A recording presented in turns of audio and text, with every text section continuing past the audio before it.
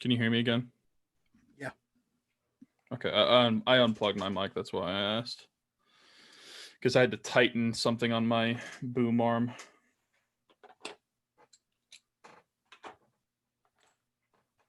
All right. Yeah, we're live. So if you're ready, I'm going to press record. Yeah, we're good.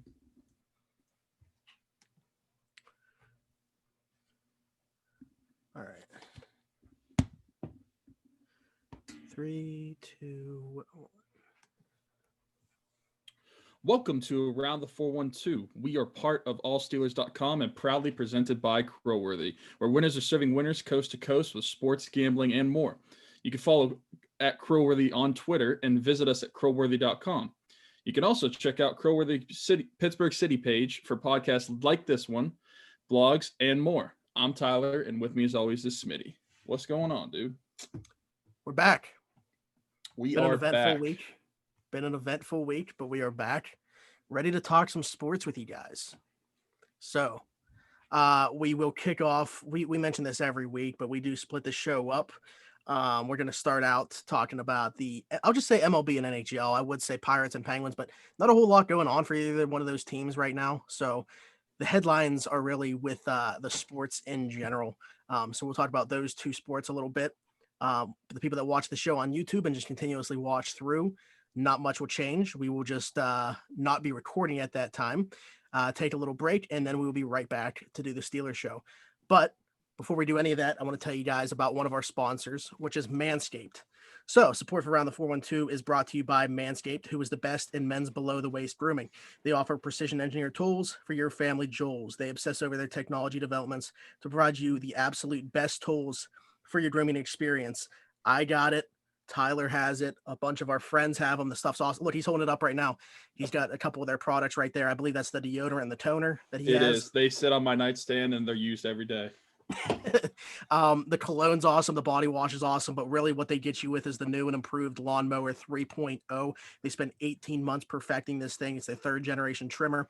It features cutting edge ceramic blade technology that reduces grooming accidents thanks to advanced skin safe technology pioneered by Manscaped themselves. It lasts 90 minutes off the charger, so you can get a longer shave, which I don't know why you would take 90 minutes, but if you do, there you go. You can use it in the shower because this thing is waterproof. It illuminates your grooming area because it has an LED light built into it. It has a 7,000 RPM motor with quiet stroke technology. The charging stand is USB. You can plug it right into the wall. I mean, like I said, this thing's awesome. All the stuff that it comes with is awesome. I love all their products. The body wash, honestly, is a body wash that I'll probably use forever now. I think it's overtaken Old Spice as my favorite because I always used to use Old Spice. You can get all this stuff and more by going to manscaped.com, put all the stuff in your cart, use code 412 at checkout. You'll get 20% off plus free shipping. Again, code 412 at checkout. Yeah, I got to say, I in particularly love the ball deodorant. I mean, every guy knows what it's like to just not feel great down there, if you know what I'm saying. Like, this just makes it feel amazing, and it prevents it from smelling bad because we know that happens down there. It's awesome. It's all of it's awesome. I know that's what I said. I mean, it's about obviously with the Lawnmower 3.0 and some of the other stuff, you get feeling fresh down there. But the other stuff like the deodorant and the toner help it smell fresh as well. So, and it's a consistent scent. You have the body wash and the cologne, so as well that it's like it's a distinct scent that all their products have. And it's yeah, it's different than any of like other like men's care, like body care stuff I've smelled. I saw Stubbs' comment, by the way, which is why I assumed you were chuckling. Yeah, and I like pushed my eyebrows a little bit. For those of you who don't know, our friend Jenny waxed my eyebrows, which is why Stubbs likes to make fun of me. And apparently eyebrows take average like 4 to 6 months to grow back. So, I mean, they look good. I'm not going to lie, but I do look a little odd if you're used to seeing me with my like bigger, thicker eyebrows. Well, no, they definitely look better now than when they were originally done. So I guess, yeah, dude, they were like paper thin. Yeah. I looked very weird. So if she could have done if they would have been like this originally, I think it would have been fine. But it took a couple of weeks to get them exactly where you wanted to have them. Yeah, it has been a couple weeks. The show is not really off on the foot that I thought we'd be kicking off on, but no, not at all. Okay, so the MLB playoffs are starting right now as we speak. There are games going on. an 8-game slate today in the MLB. Just ridiculous. I mean, there's games pretty much going on from noon to like 1 in the morning because the Dodgers kick off at 10. But I want to know, who is, as of right now, your World Series prediction as the playoffs start? Okay. I feel like mine's going to be very generic just because it's two teams that people probably would expect to be there, especially if the North season was normal. But from the NL, I'm picking the Dodgers. How can I not? I mean, they've got to win it at some point. Which, spoiler, that's who I have winning the World Series. But they've been there, 3 out of the past 4 years, or 2 out of the past 3 years, or something like that. Mm-hmm. I feel like they're going to make it again, and I think they are going to play the Yankees in the World Series, and you're going to get two big market clubs going at it. I mean, that's the dream scenario, I feel like, for the MLB in a year where they're doing literally everything that they can to squeeze out as much revenue. I mean, that is the World Series that they could market the hell out of, and that would be the dream scenario for them. Unfortunately for the MLB, that is not my World Series prediction. So I do agree in the NL. I think it's the Dodgers. I think that they're the clear-cut favorite. They won 43 out of 60 in the regular season, and we know that they're always, there in the regular season, but can they get over that hump? And they even normally get to the World Series, but can they get over that hump once they're there to then win the championship? And much like you, I also do have them winning the World Series. However, I do not have them defeating the Yankees in it. I have them defeating another team in that same division, the Tampa Bay Rays. Oh, see, I thought about putting the Rays. So for me, I think that those are the two best teams in the AL. They just happen to play in the same division. Yeah. I think that the difference for me is the Yankees not playing their best baseball down the stretch here, 4-6 in their last 10. They've been struggling. I do think that they do have a great two-headed monster when it comes to their starting pitching rotation. When Garrett Cole, who we saw yesterday, just absolutely dominate the Indians, and what I was really hoping would be a pitching duel with him and Shane Bieber. Shane Bieber ends up giving up 7 runs, so it doesn't pan out that way. But Masahiro Tanaka as well, a guy that's historically pitched very well in the postseason, even better than he pitches in the regular season. This guy just rises to the occasion. I do think that those two guys are, going to carry this rotation. That's why I would never pick against them in a short series. But when you get to the World Series, or I'm sorry, the ALCS or something like that, you're talking about a 7-game series. I like the Rays' chances, in an expanded series, just because I'm not that sold on the Yankees rotation as a whole. I think that, like I said, they have those two guys at the top. And then I look at the rest of the AL. I don't see it. I mean, I do like the A's and I like the White Sox quite a bit, but I don't think that they're on those two teams level. And in the NL, I like the Braves probably as my second team, and watching them play the Reds today. I mean, they win 1-0 on a walk-off in the 13th inning. I'm not too sure, how the pitching is going to be. Max Fried pitched an incredible game today. But it's got to be the Dodgers for me, and I'll pick the Rays slightly over the Yankees. Yeah, I mean, I think the Rays and the Yankees are the two best teams in the AL. And I think maybe I'm just thinking that in the playoffs, the Yankees can pick it up, because I think when it comes down to it, even though the rotation isn't quite as good as some other teams, I feel like the overall team has the ability to beat anybody if they're all clicking on firing on the same cylinders. So maybe I'm just being optimistic, and I grew up liking the Yankees as well. So that's my reasoning. But the Rays are very good, and so the playoffs are possible where they can play in the ALCS. They wouldn't play before that. I didn't, because I actually started confusing to me. That. I don't know if that's what will happen. Yeah, I actually started thinking about that. How does it? So they were the 1 seed. The Rays were the 1 seed, and the Yankees were the 5. Now, if all the series play out the way that they are right now, the Astros eliminated the Twins already. So the 6 beat the 3, so the 3's gone. It looks like they would play next round. Oh, would they? Yeah. Now, is that still a 5-game series? I'm not sure. Like in typical years? That would be the ALDS. Yeah, typically those are 5-game series. Let me see what they say. Because I'm not sure if there's a 5-game series. So they don't reseed like that? It's just. Well, I just Googled real quick postseason bracket for MLB, and it literally looks like a March Madness bracket, where it's got Cleveland and New York playing, and then above it, it's got Tampa Bay and Toronto playing, and it says the winner of that plays each other. I would figure that the Rays would play the lowest seed left, which like say that the White Sox eliminate the A's. I thought those two would match up in the second round. Yeah, I mean, maybe they do. Maybe this is just a poorly made bracket, and it doesn't say like it'll be reseeded. But based off of the outline of it, it looks like they'll play each other next round. If anybody's in here and can let us know on that, please do so, because I am not sure if they match up in the second round in a 5-game series. That might change my mind just because of for what I said. I mean, if you're giving Garrett Cole 2 starts out of 5, I mean, the Yankees would be tough to beat in a 5-game series. Okay. Looks like it's still a 5-game series. Yeah. Okay. That might change things for me. Yeah, I mean, you would assume in a 5-game series you've got Cole pitching twice, so yeah, it'd be a little tough. And probably Tanaka out of the bullpen available in Game 5, right? If necessary. Yeah, I didn't know that. I didn't think they'd play that early, but with this playoff format, I guess it's possible. Okay. Well, either way, just for the sake of that, I will still say Dodgers and Rays match up in the World Series. Some other notes in the MLB: Hunter Pence retires, so we know for a fact he won't be traded to the Pirates at any trade deadline.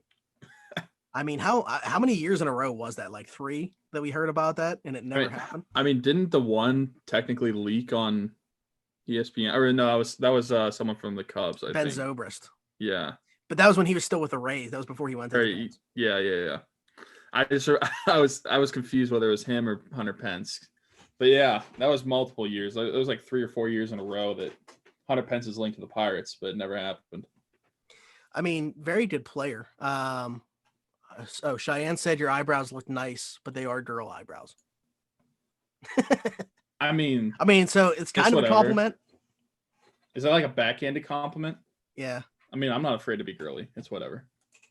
And also regarding the Giants, they DFA'd Jeff Samardzija, big name pitcher that they went and signed after having success with the Cubs, and I don't think it ever really panned out there for him.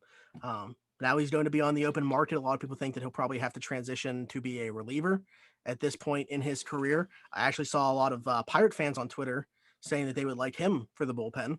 I'm not sure where he's at, honestly. I feel like I haven't heard Jeff Samardzija's name in a long time.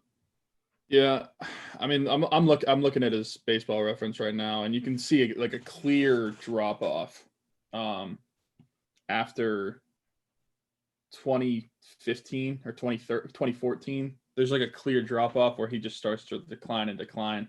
I mean, maybe he could work out of the bullpen, not so much as a starter. I definitely wouldn't want him as a starter. But yeah, it's just never really worked out for the Giants. He was there for 6 years, 7 years, 5 years. My math is terrible. Yeah, and you look at the Giants, what they did with him, Johnny Cueto. I mean, Evan Longoria, Andrew McCutchen was only there for like half a year. Some of these moves were so head scratching, like at the time when they did them, and none of them have paid off. The Giants were only like a game back of making the playoffs this year too in a shortened season. I thought they were to be one of the worst teams in baseball, but you just look at, everybody knows them for the 3-5 that they put together at the beginning of this decade. But yeah, they've really put themselves in a hole. They don't have a great farm system. It's going to be interesting to see how they get out of this. Yeah, I mean, 2016, it looks like they were trying to gear up for another like World Series run, because obviously it was an even year, so that they were definitely wanting to try. Oh, I forgot. Stubbs just said, "Are we talking bets this episode?" Yeah. So I mean, that will be when we talk about like following the Steelers stuff. So I would say that'll probably be in like an hour or so.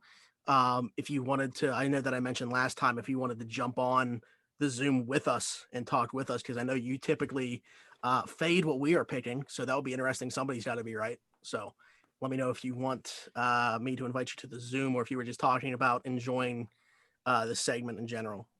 But anyways, moving on, the MLB has had over a month now without a positive test, which is very good. It looks like everybody, you need each person to be accountable for themselves in order for this thing to work. And it is now. I mean, we obviously saw the Marlins outbreak at the beginning of the year. We saw what happened with the Cardinals. We saw a couple positive tests here and there with some individual guys, but now they've got this thing, in the playoffs at this point, and it's completely under control.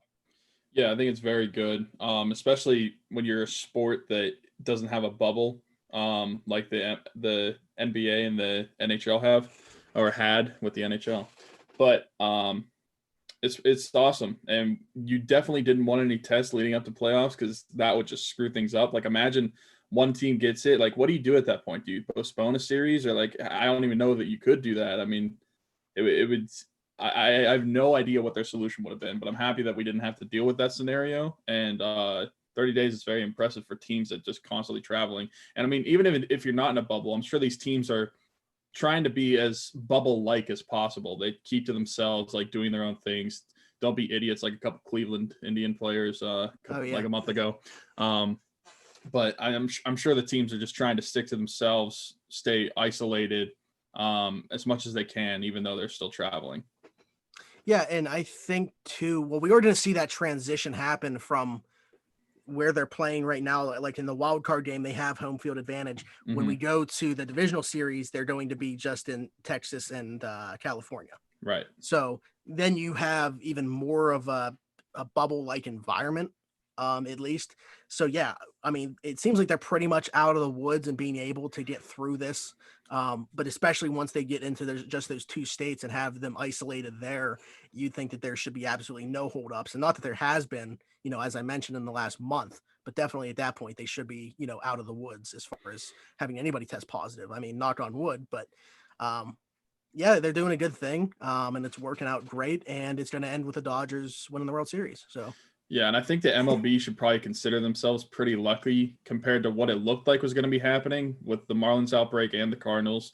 I mean, you didn't know what was going to happen the rest of the season, how that would affect playoffs or the teams getting into playoffs. But it didn't really affect it at all after they got it under control. So the MLB, I'm happy that the players and the facilities like really work stuff out. Yeah. As you mentioned, the way that the season kicked off and you saw those happen right away. And I mean, we're talking the Marlins, who I just mentioned, are beating the Cubs today in their first return to the playoffs since I think like 2003. They were hit the hardest. They had like 11 guys that they had to bring up that weren't expected to be major league players this year.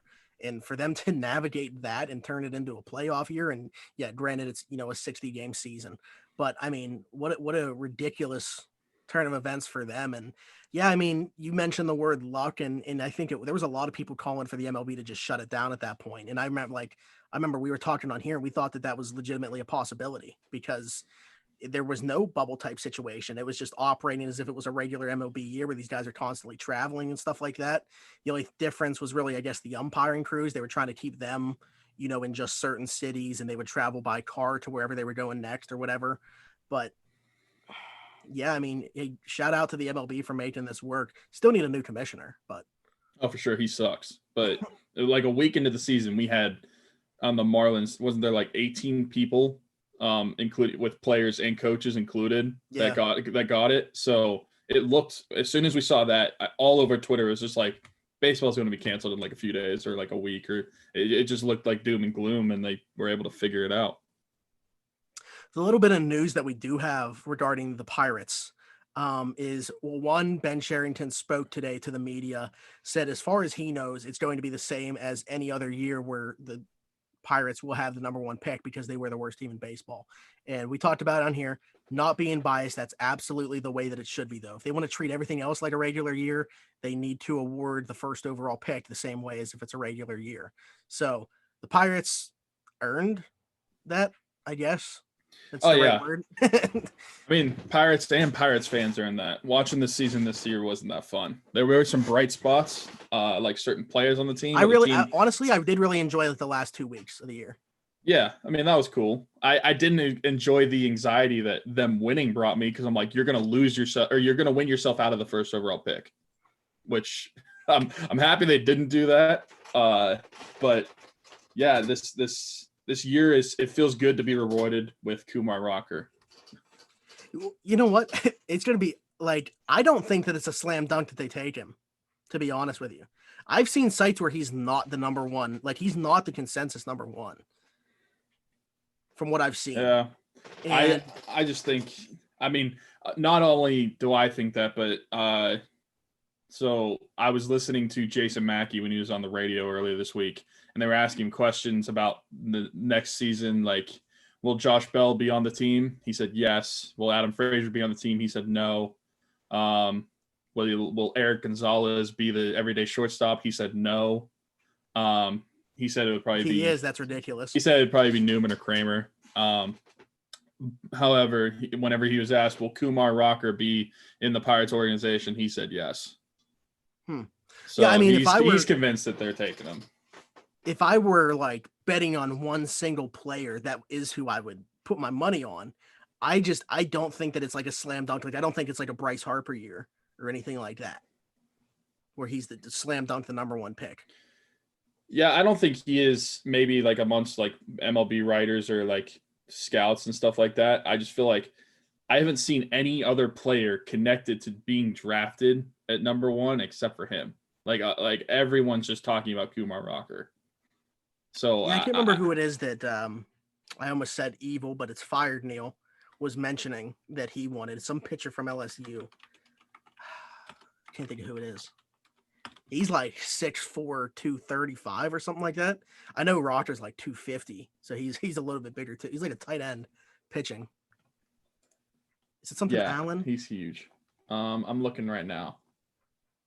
So LSU pitcher? Yes. Jaden Hill. Oh, yeah, it's Jaden Hill. Yeah. I know if you said the name. I don't know where I got Allen from, but it's Jaden Hill. Yeah, I mean, MLB on MLB.com, they have top college prospects for 2021. They've got Kumar first. Yeah. I mean, a lot of places will have Kumar first. I just really, like, I feel like not that the fans would decide who they pick at all whatsoever, but, like, that's literally the only name I've seen at all. I haven't seen anybody saying to draft this other player or that player. Like, it's only Kumar Rocker. What I'm interested in is whether it be Kumar Rocker or whoever else, how quickly this guy progresses through the minors as opposed to what we've seen in the past under the old front office in that regime. You know, is it going to be like only 2 years like we see a lot of prospects coming up now? Man, I hope so, because I'm sick of seeing like players, because what's the last prospect that we saw that was drafted and like 2 years later he was up? It was probably Garrett Cole. That's the only one I can think of. He was drafted in 11, came up in 13. But even like Josh Bell or Brian Hayes, like waiting like 5 years to see these players. I mean, it just being a fan, that sucks to wait and watch, as when you see guys that are like 20 and 21 years old being brought up by these teams. It's like, why can't we do that? Maybe the development for the Pirates has been that good in the past, but maybe under this new regime that it'll be more escalated and they can get through it quicker. And if they end up go with Kumar Rocker, I wonder where he would start in the system, because he's done a couple of years of college as well. He's not like a high school kid coming out. So I don't know if they would just start him off in like high A, or maybe shoot him up to double A if they think he's good enough immediately. I'm curious to see what they do with him. I think they'd probably want him to get some innings in A, but you could see like a Casey Mize situation, I think, where he was up at double A very quickly. Mm-hmm.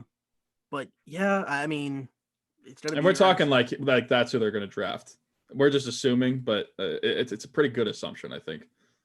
Yeah, and then the other thing, obviously, to talk about, we mentioned it kind of on here. We said we didn't want to, keep talking about it in hypotheticals. There's a little bit more information as it regards to the O'Neal Cruz situation. Ben Sherrington also mentioned today that he fully expects him to take part in 2021 spring training.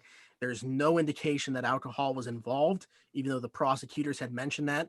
The police that were on the scene said that they had no reason to believe that there was alcohol involved. He was with his son, apparently, and also he was the one that called 911 and tried to help the people.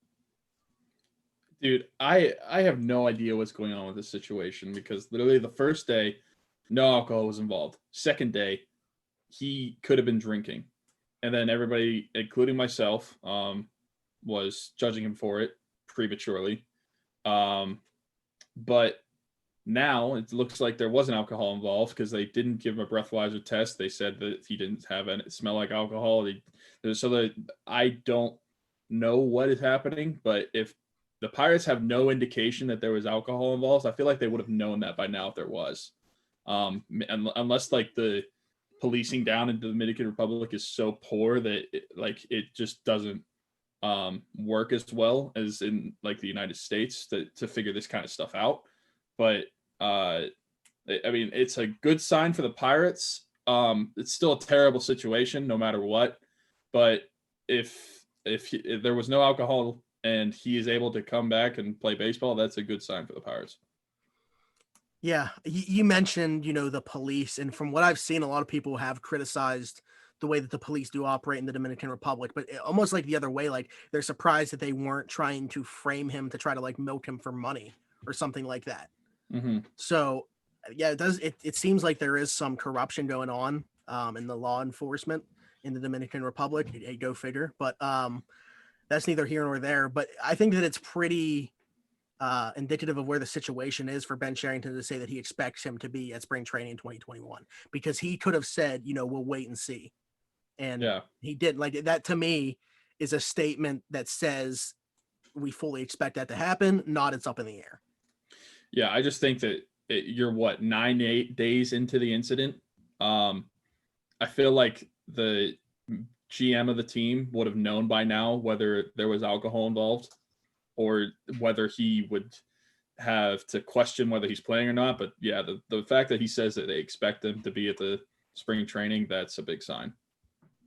Yeah, it wasn't like a wishy-washy answer that could go either way, in my opinion. So, but we'll wait and see. I mean, more information could come out. We got to play it by day. But as of right now, that's what we know. And we will switch gears to the NHL. With that being said, the Patrick Hornquist trade is official. He's going to Florida for Colton Sevier and Mike Matheson. Sevier was kind of an addition to the trade. There was, some concern, I guess, on the insurance as it pertains to Patrick Hornquist, I believe. That was what the holdup was. We thought that maybe he wouldn't have accepted a trade to Florida, and man, did it hurt to hear the words when Patrick Hornquist answered that portion of the question. He said, "When I found out they didn't want me and Florida did, it was a pretty easy decision to make." I mean, this is a guy that's given, his everything to this organization. And I mentioned on here just last week, since coming over in the James Neal trade, which people were pretty underwhelmed with the return of Patrick Hornquist and Nick Spaulding in that deal for a guy that scored 40 goals for us in James Neal. And since then, Patrick Hornquist has been the heart and soul of this team. We do not win back-to-back cups without Patrick Hornquist. Not only just scoring, that big goal, the game-winning goal in that Game 6 against Nashville, but just the net front presence, the intensity that he brings, the way that he plays hockey. It was perfect for those teams. Is it perfect for the style of hockey we want to play now? I don't know. I mean, you can't be paying $5 million for a bottom six winger. So I was fully on board with trading him, but it doesn't mean that it stings any less. Yeah, it just sucks anytime you see a player like that go. He was such a icon for this era of Penguins players. These cup runs, he was just like one of the faces of the team. You thought of him like you thought of Sid and Malkin. It was just, it was inevitable. I knew it was going to happen, but it still sucked when it happened. And it's to see him saying that, like, of course, hockey is still a business, but to see him say, like, once he saw that the Penguins didn't want him and Florida did, the decision was easy. I mean, it just makes me think, like, what is going through the minds of these players when they find out they're being traded, because as fans we're heartbroken, but imagine being players. Like, you spent so much time with this organization, going bonds and stuff like that, and just have to pick up and leave. And like, it is basically like the organization doesn't want you anymore. I mean, I feel like that's probably hard for a lot of players to take, even though they probably don't show it because it is a business and they have to be professional about it. But it makes you think like what it's like for these players whenever something like that happens. Yeah, and he used the word blindsided. And I think that the reason for that being was I saw a quote where he said that it wouldn't have surprised him had he been traded after next year, but he thought he would for sure be here this year because this is like the last year where he has that no trade clause that he had to waive. So they could have moved him next year to pretty much anywhere. So I think that his thinking was he'll treat this year as his last year here and then deal with a future after this year.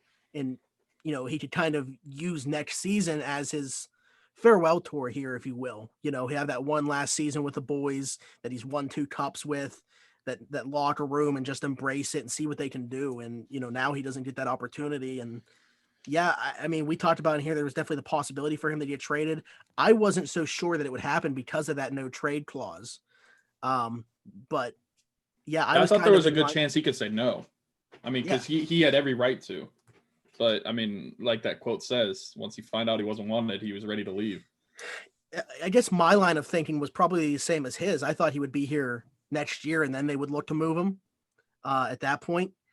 But yeah, and then you want to talk about the trade a little bit. We kind of talked about Mike Matheson on here already.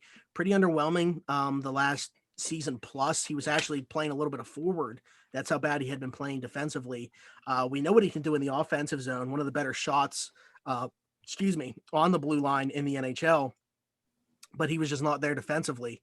And, I think that there's a lot of optimism from this fan base and the analytical crowd, even, guys like Jesse Marshall, who we reference on here a lot, for what he's going to be able to do in our system. So that's good. When guys like that, who I don't want to say just put all of my trust into, but they are guys that I respect their opinions on. So when somebody like that says they have a little bit of faith that Matheson can flourish here, I will, take that and accept that and think that maybe that is the possibility that he will do well here. And if it means Jack Johnson not being on the ice, I'm all for it. Yeah, I agree with you. And like I said last week, the player himself, before the trade went through, the player himself, I wasn't as worried about as I was just all the things that come with the trade, with the contract and what it does with the defensive core. And like, it's just like a log jam on the left side. Like, is someone going to play the right side? Is someone to be traded? Just the issues that was coming from the trade was my question marks more so than the player himself. I think he could do well in the system. I mean, if he can figure out how to get rid of the stupid mistakes, because I feel like a lot of people say that his like stick defensively is decent. It's pretty good. It's just he creates turnovers like constantly, and it's just like it's not like it's one a game, and it could be like multiple in a game. It could be like back-to-back shifts where he does that. So if he can figure out the mental, which I feel like coaching can do, then I think he could be a decent player. It's just I don't know what's going to happen with the defensive core as a whole, because like you said, if he plays over Jack Johnson, it's like great. Then what are you going to do with Jack Johnson? Because obviously he's probably still going to be on your team at that point, because you're not going to be able to trade him, which means maybe you trade someone else, or maybe you have someone play on the right side. I'm not sure what their plan is. Well, we know how outspoken Jim Rutherford is. And I will say that is one thing that I actually do like about him, is, we don't have to go searching for answers. He'll just tell us straight up. And he said that absolutely not Brian Dumoulin or Marcus Pettersson will not be moved. He also said in reference to Jack Johnson, he will compete for that sixth spot, the third spot on the right side, along with Chad Ruhwedel. So they don't plan to go out and get any other defensemen, so that this move kind of erases the thought of them pursuing Chris Tanev in free agency, which we talked about on here.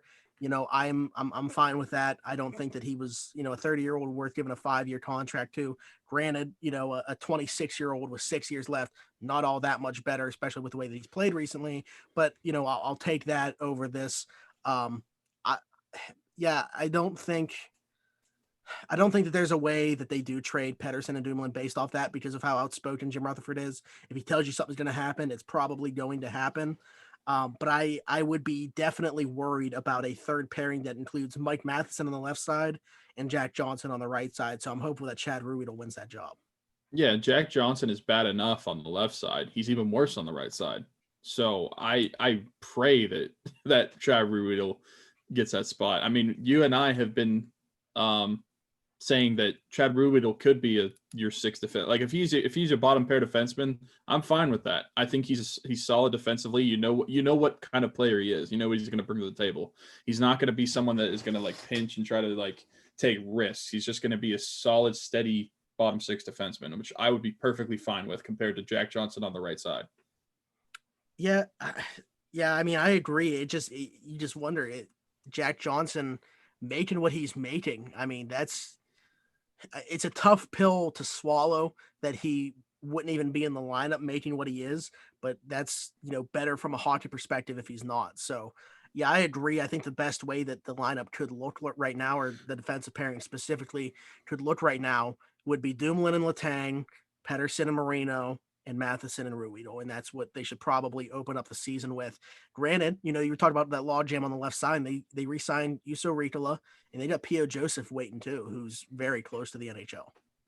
Yeah, everybody said that P.O. Joseph was going to come up. Then they make this trade. So now it looks like he's probably going to spend the majority of the year, if not all of the year, in Wilkes-Barre, which, I mean, it sucks as a fan because it's one of your only prospects in the Penguins system that you're actually excited about seeing play.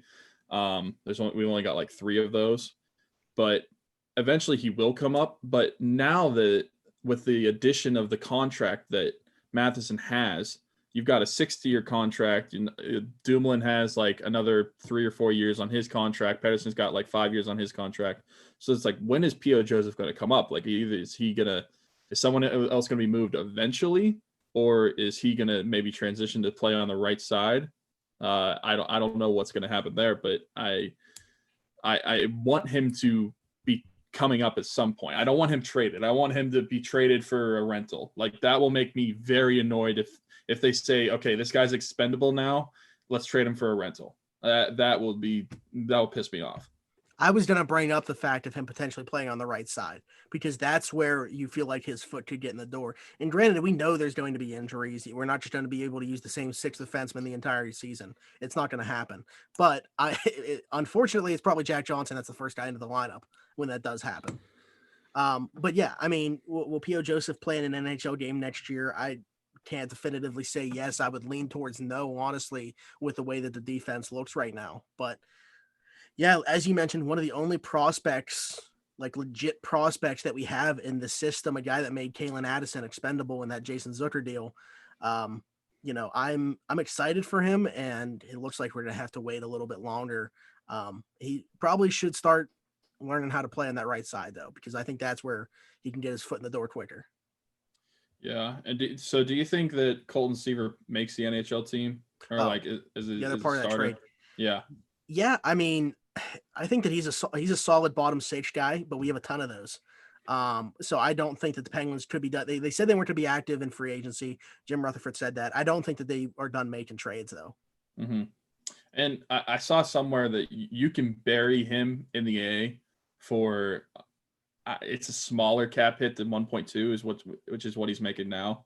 So they could potentially do that. It would just be he'd still be on the cap, but if you still plan on having at least the fourth line that you had last year, I wouldn't want to change that. So unless he plays on the third line, which I also don't really see happening, I don't really know where he's going to play unless another move was made. Yeah, I mean, I think he has 2 years where he scored double-digit goals somewhere around there. Because I was about to bring up that their third line, typically they like to have a little bit more offense on that line than you see other teams potentially have, where it's like their third and fourth line are checking lines, grinder lines. The Penguins, especially if you're going to have Jared McCann centering that line, you're going to want pretty solid offensively gifted wingers playing with him, I would think. We talked about potentially, Sam Poland on that third line. So I don't know how it's going to shake out, but yeah, I think that if Sevier makes this team, it's probably on the fourth line, and it probably means, a Zach Aston Reese is on his way out or something like that. Yeah. I mean, you mentioned Sam Poulin. I saw an article, not forget who wrote it, but it was about his junior's teammate saying that he is playing his way into not even having to play in the AHL. He said that he's trying to make it so he just goes straight to the NHL, which would be interesting to see. We really haven't had a prospect that has done that in a while. That skip the AHL and come up. I mean, they tested it with Daniel Sprong, but he went back down to juniors after 9 games. So yeah, I would be curious to see him play. because I don't know who do you put on that third line as far as wingers go, because Hornquist is gone, so that was going to be your right wing, but maybe Poulin could fill in your right wing. Yeah, season starts today. I would presume. Let me see here.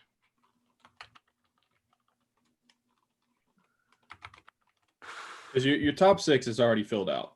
Everybody knows what that's going to be. So I'm not sure who they plan on putting on that third line, assuming that the fourth line stays the same. I mean, maybe they put they have Sam Lafferty still. I was just say Lafferty or Simone if one of those guys is back. Yeah, RFAs, right? Honestly, yeah, I keep forgetting that we have Simone, or at least tentatively have Simone, because he got injured and got surgery in April or something like that. Mm-hmm. So I keep forgetting that he's even on the team. But yeah, our RFAs are Lafferty, Simone, and we also have Anthony Angelo, but he's a center. I don't know if he can play wing. He's also, yeah, I mean, I think at best he's a fourth liner. Yeah. But I mean, I'm just looking at it, the other wingers. I mean, you got your top six filled out with Malkin, Sid, Jake, Zucker, Rust, and Kapanen. That's projected top six. After that, you've got Tanev, Aston Reese, and Teddy Bluger projected as your fourth line. So then you're left with Jared McCann, Colton Seaver, and then Sam Lafferty and Dominic Simone, because Connor Sheary and Patrick Barlow are gone. Anthony Angelo is not going to play any third line on the wing, so you only have those three guys to play with Jared McCann, which we just said we don't know that we'd want Colton Seaver because he's not as offensive as you'd like to have with McCann. So maybe they go with Lafferty and Simone just on both sides of McCann, and maybe Colton Seaver is your first guy off the bench or off. No, that's true. Bench. Yeah, healthy scratch on game. Yeah, because you typically have like 2 to 3 healthy scratches. So you mentioned Connor Sheary. I don't think that they have the money to do it, but I mean they liked him enough to go and trade back for him. I wonder if they wouldn't like somehow try to retain him. The only way that I could see that being possible, and I will say I wouldn't mind that if it's for cheap, because his last deal was $3 million. Mm-hmm. So if they could do it for at most, I would say like 2. That would be like my ceiling. If $2 million, I wouldn't mind that, and I'd want it to be short term, like a 2 to 3 year extension. Something that if it doesn't work out, you can get rid of easily. But yeah, that wouldn't bother me that much. And my only concern is, though, at that point, everybody's expecting Kasperi Kapanen to play with Sid or Gino, but most people are saying Sid. I think so, Sid as well. But with Sheary, he's really only useful, at least what we've seen to this point, if he's on Sid's line. So are you saying like you basically traded for Kapanen to play on your third line? I don't know if the Penguins want to do that. No, I think that obviously Sheary has more scoring capability if he's playing with Sid. I mean, everybody will. But I didn't mind him when they moved him down to the third line in that game that they lost, the game that eliminated them from the bubble against the Canadiens, when they were looking for some life from that third line, because it was absolutely terrible. I think it was probably because he was the only one with energy on that line. Yeah. Like the way he plays, it just looked like he was trying at least. And I think if you're talking about, obviously Jared McCann was kind of disappointing last year, but I think that the Penguins, and I fully expect him to bounce back. So if you're talking about a third line, that includes him, Connor Sheary in this scenario, and one of Sam Lafferty, Dominic Simone, or Colton Seaver, I don't mind that third line. Yeah, that wouldn't be bad as well. I just would want to see Sheary play on the third, like see how he does playing on the third line for multiple games or multiple weeks, not just like a couple games. And I will say, out of those guys I just mentioned, I think Dominic Simone is the best playmaker. So I think he'd probably be the best suited. Because even though Jerry McCann plays center, I think he's a much better shooter of the puck than passer of the puck. Same kind of thing with Connor Sherry. I think Dominic Simone would complement those two better than the other two that I mentioned. You just pissed a lot of people off. I mean, I don't ask Sidney Crosby. Yeah, I don't get. I mean, I get the hate for criticizing his finishing touch, his scoring touch. Like, I get that. It sucks that he doesn't score more goals. It's whatever. But you cannot deny the passing capability, the playmaking capability that he has. And I mean, you can call me a Corsi nerd all you want. Look at his Corsi. It's like the best on the team every year that he's played. So and it's not like they break the bank on him. He makes like $950K. Like, yeah, for that value, he's a good player to have. And if Sid says that someone is a good hockey player and they have a good hockey IQ, I'm gonna take your word for his word for it over someone on Twitter. So it is what it is. I wanted to bring this up. We were talking about Jack Johnson, because this could potentially be the same type of scenario. We saw Mark Stahl and a second round pick get traded to the Red Wings for future considerations. I would wonder if the Penguins would explore a trade like that to a team like that. We see the Red Wings looking, being willing to take on some bad contracts to acquire draft picks. I don't know if you've been paying attention to what Ottawa's doing. They have like 9 players under contract. Yeah, let me bring up their cap friendly. It's really funny to look at.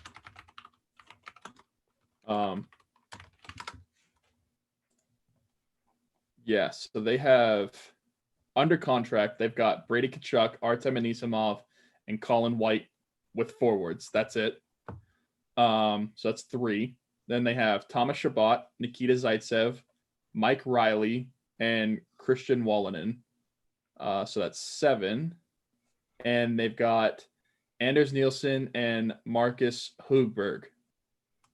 So yeah, they have 9 players.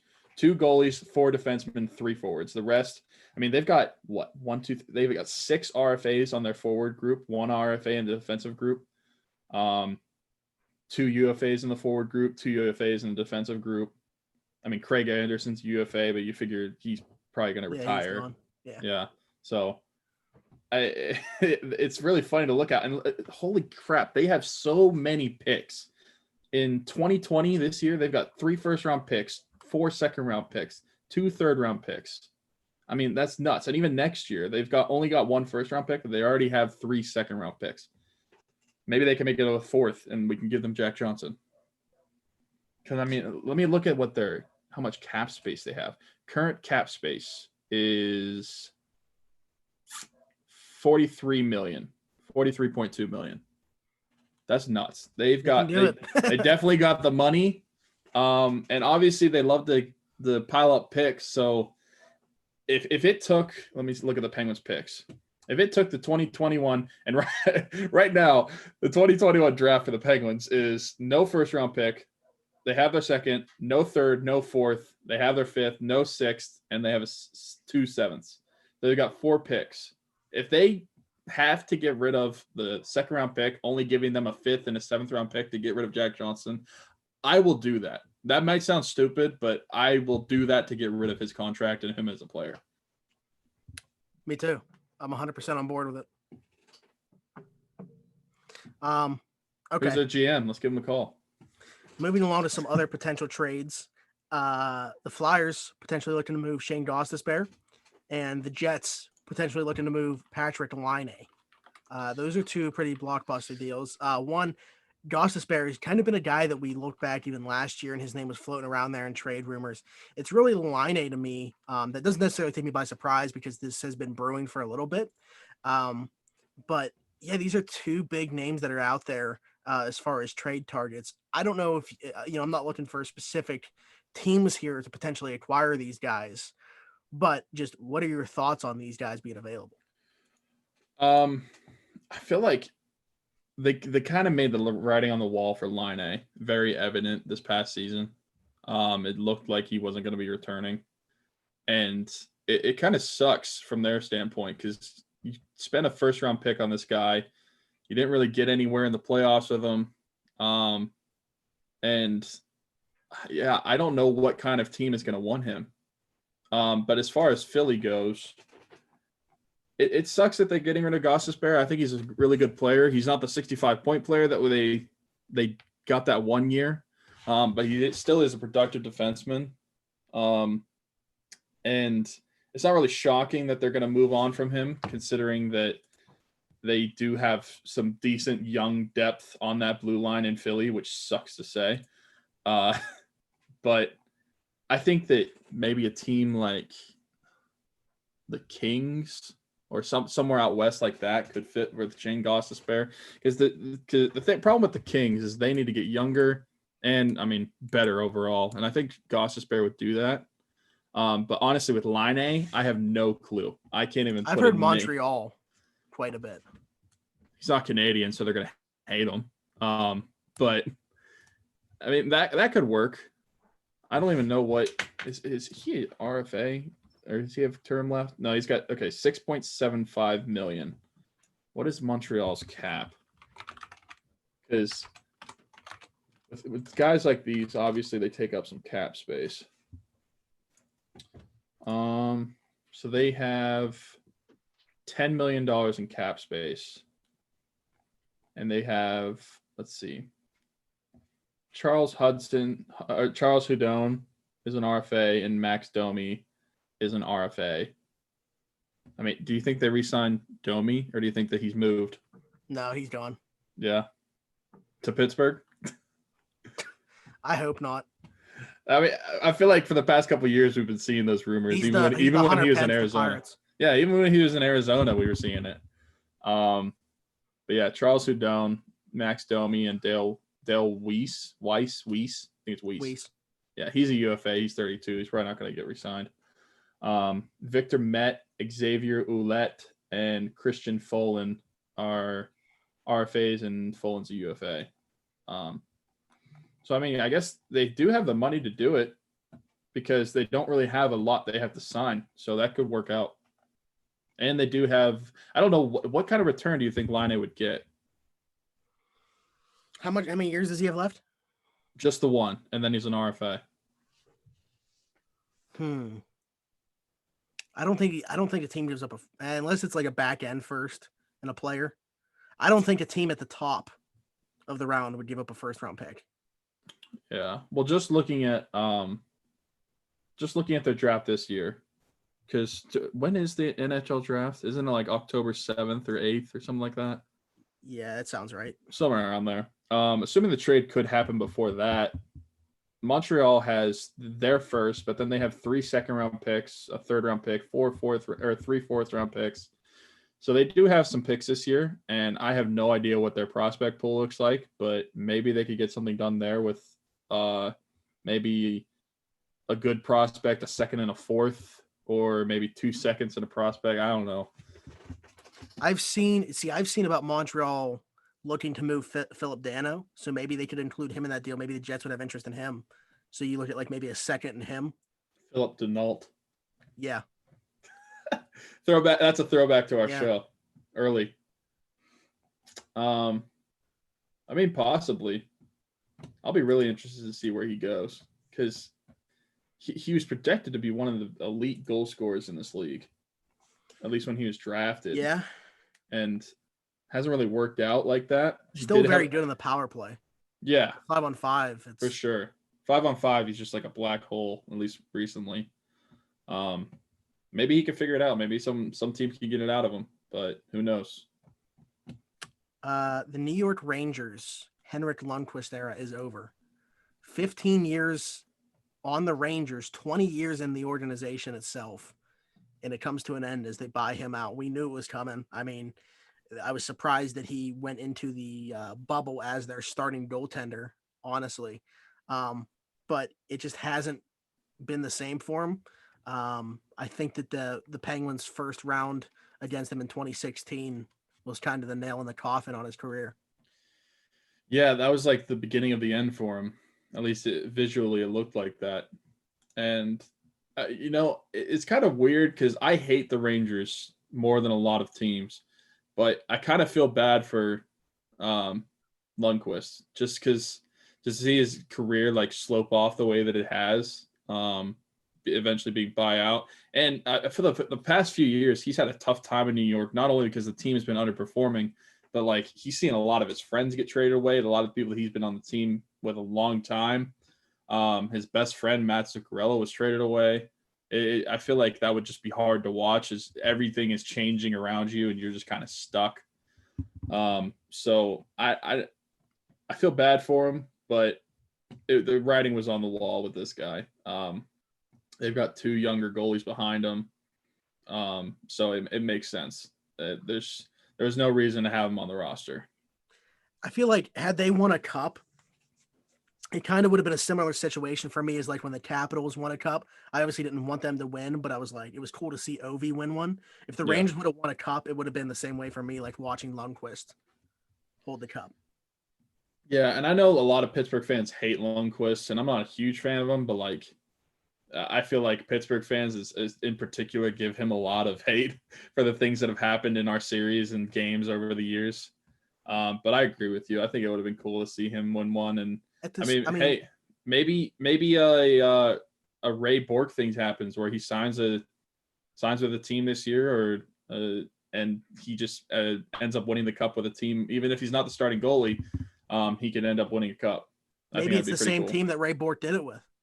Colorado. Yeah. Hey, maybe. If they had better goaltending, they could have gone deeper, I think, this year. But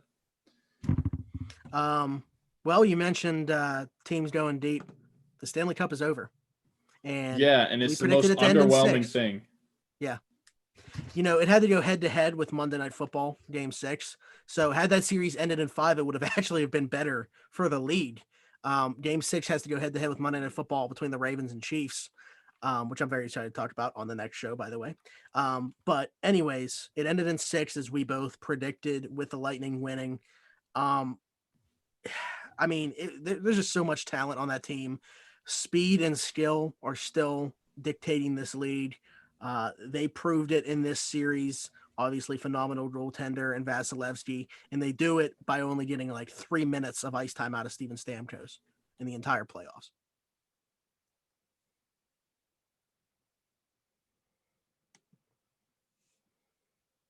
You are frozen again on my screen.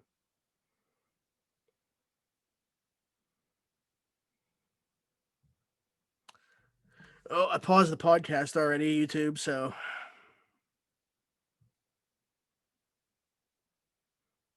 Stubbs, to answer your question, yes, I can invite you before we start recording.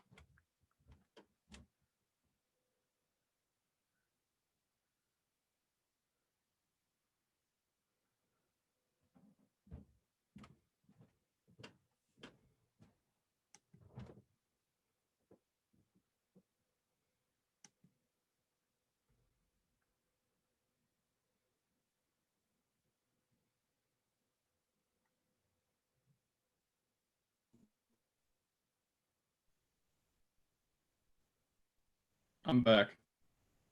You're still like super laggy. Yeah. Well, how's my voice though? Yeah, your picture is super laggy. I can hear you. Oh, then I don't really care about the picture as long as the voice is fine. I stopped. I paused the recording like right away. Okay, cool. Okay, well, like we are pretty much. What was the last thing you heard me say? So I could hear you the whole time. Oh, okay. But you couldn't hear me. So I said you heard me say about only getting 3 minutes of ice time out of Stamkos. Yeah. Okay.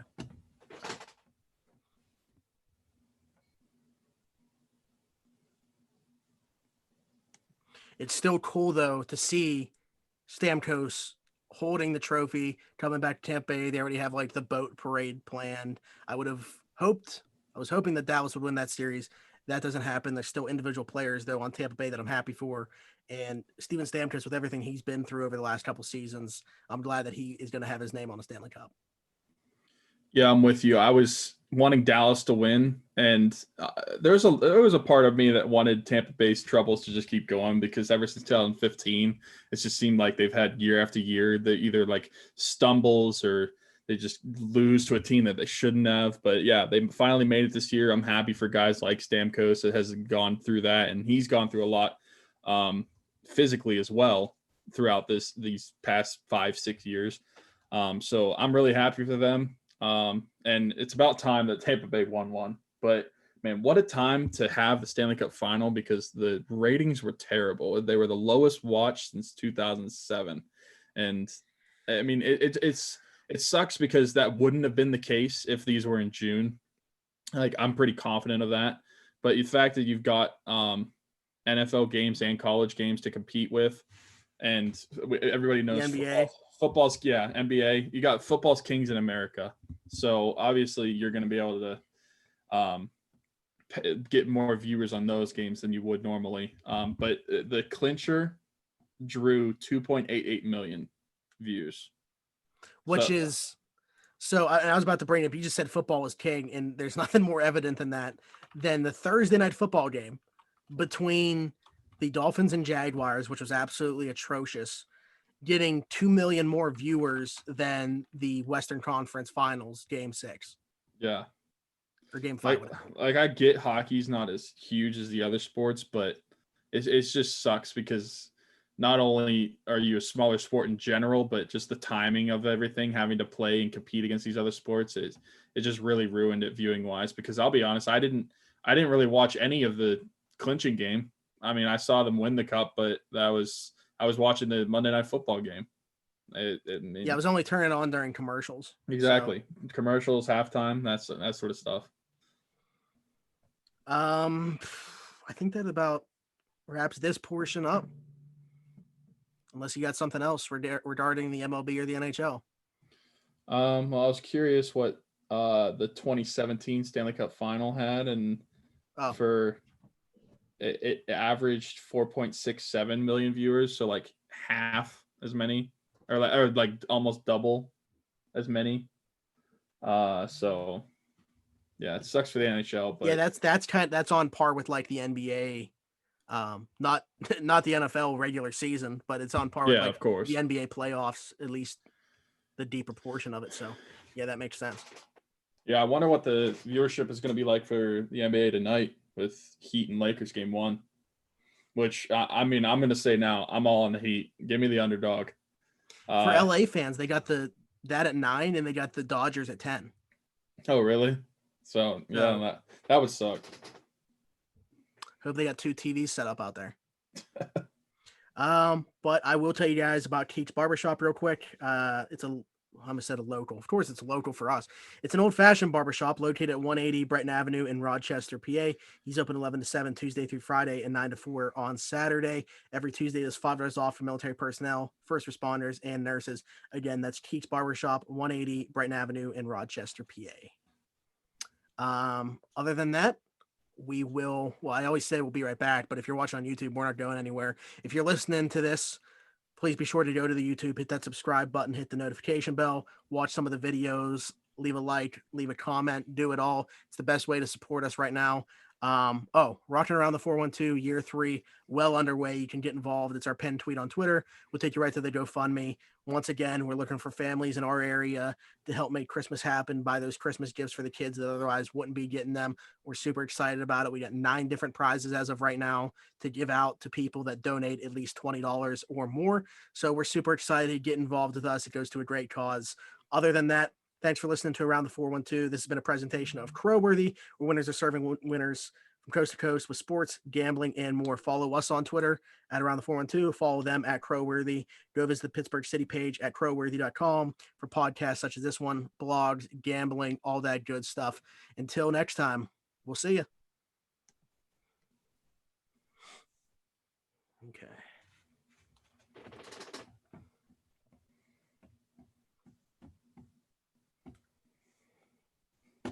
I need my dad to go back to work.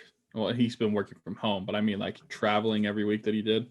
Because he said when that happens, then I can get the router installed into my room onto my computer.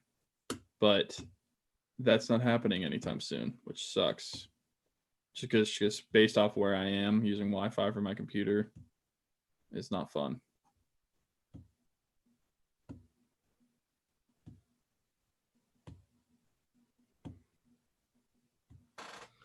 Okay, I have to. Stubbs wants to test if this is going to work, so I'm going to invite him just to see if it's going to work, and then. Also, you know what's in this box. This is the stuff.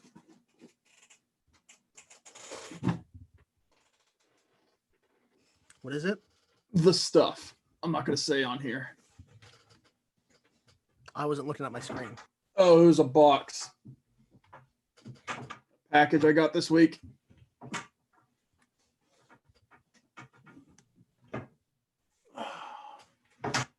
Also. Oh, never mind. Okay, I'm looking at the YouTube video. All right. I got 4 new Game Use sticks. Of who? Let me try to hold these up so you can read it. Oh, nice. So I got Merino.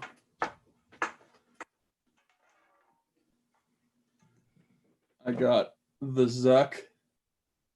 Oh. Is that really what a stick says? Yeah, it says Zuck. Then I got a Tanev. His has his number on it. Nice. Yeah. And I got.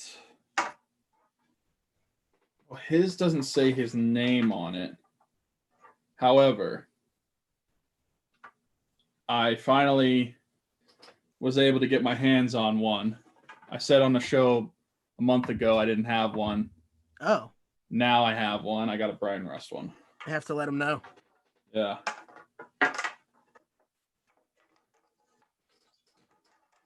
But yeah, so that brings up my total to 10 Game Use sticks.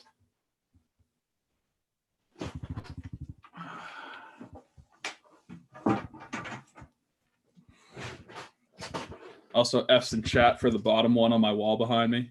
That's Hornquist. Oh. That one's signed too, so I'm happy I was able to get it signed before he left. Is it staying up? For now. I would say for now.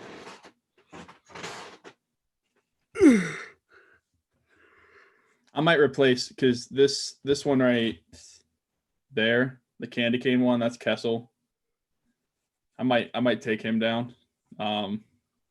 And put up I want to install at least 2 more brackets, maybe 3 more, and put some more sticks up. But I have on the ground, I've got those 4 and a Tang and a Gensel.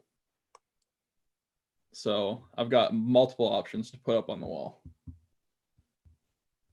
Yeah, from bottom to top, it goes Hornquist, Phil, Gino, and Dumoulin. Dumoulin is signed as well. When did you get that signed? I got that signed at a signing at Dick's Sporting Goods in January of 2018.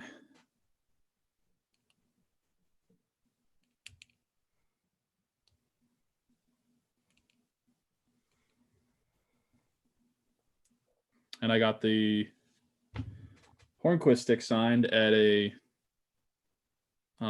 signing in what mall was it? Or it was some sports store. I forget where. I think it was in the South Hills somewhere in a mall. But it was him and Tanev.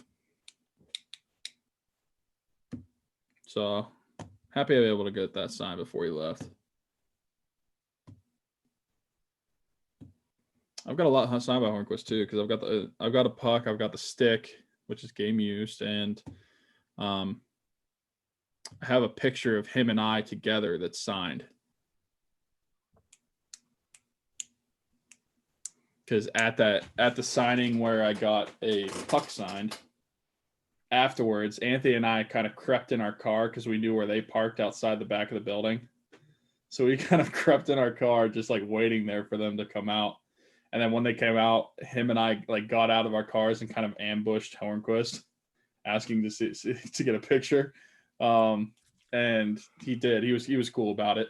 And then 2 months or 3 months later, this was in April.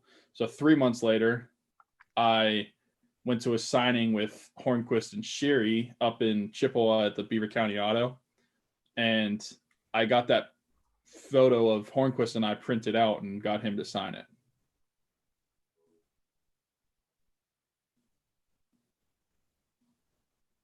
Did you just accept a FaceTime call? Hello? Hey, where do I put that number? The first part is the first part's the meeting ID. The second part was the password. It should say join. That meeting ID in and press join. Yes. Yeah.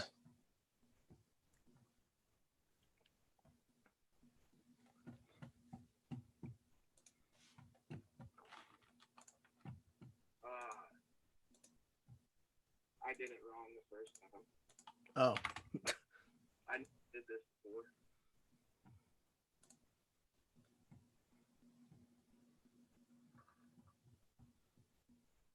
I don't even know if this freaking computer works.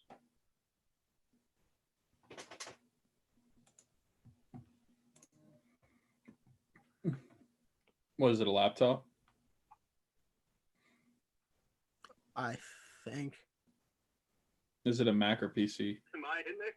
it says joining. Yeah.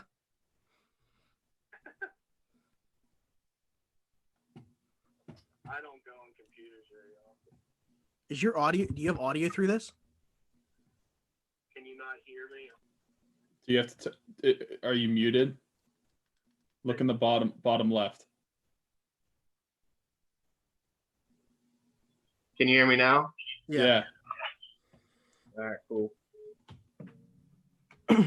So if you don't want to, are you going to be doing anything else with this computer? No. So I can just put you in the waiting room and then admit you back in when we're doing the betting part. All right. Is that a Mac or a PC? It's just a PC. That means you can play Among Us. Nice.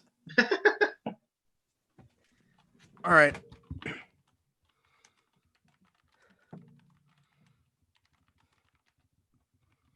Are you ready?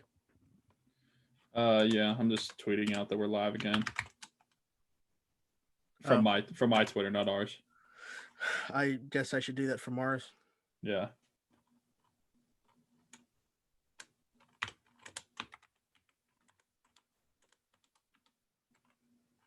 Where's the dash?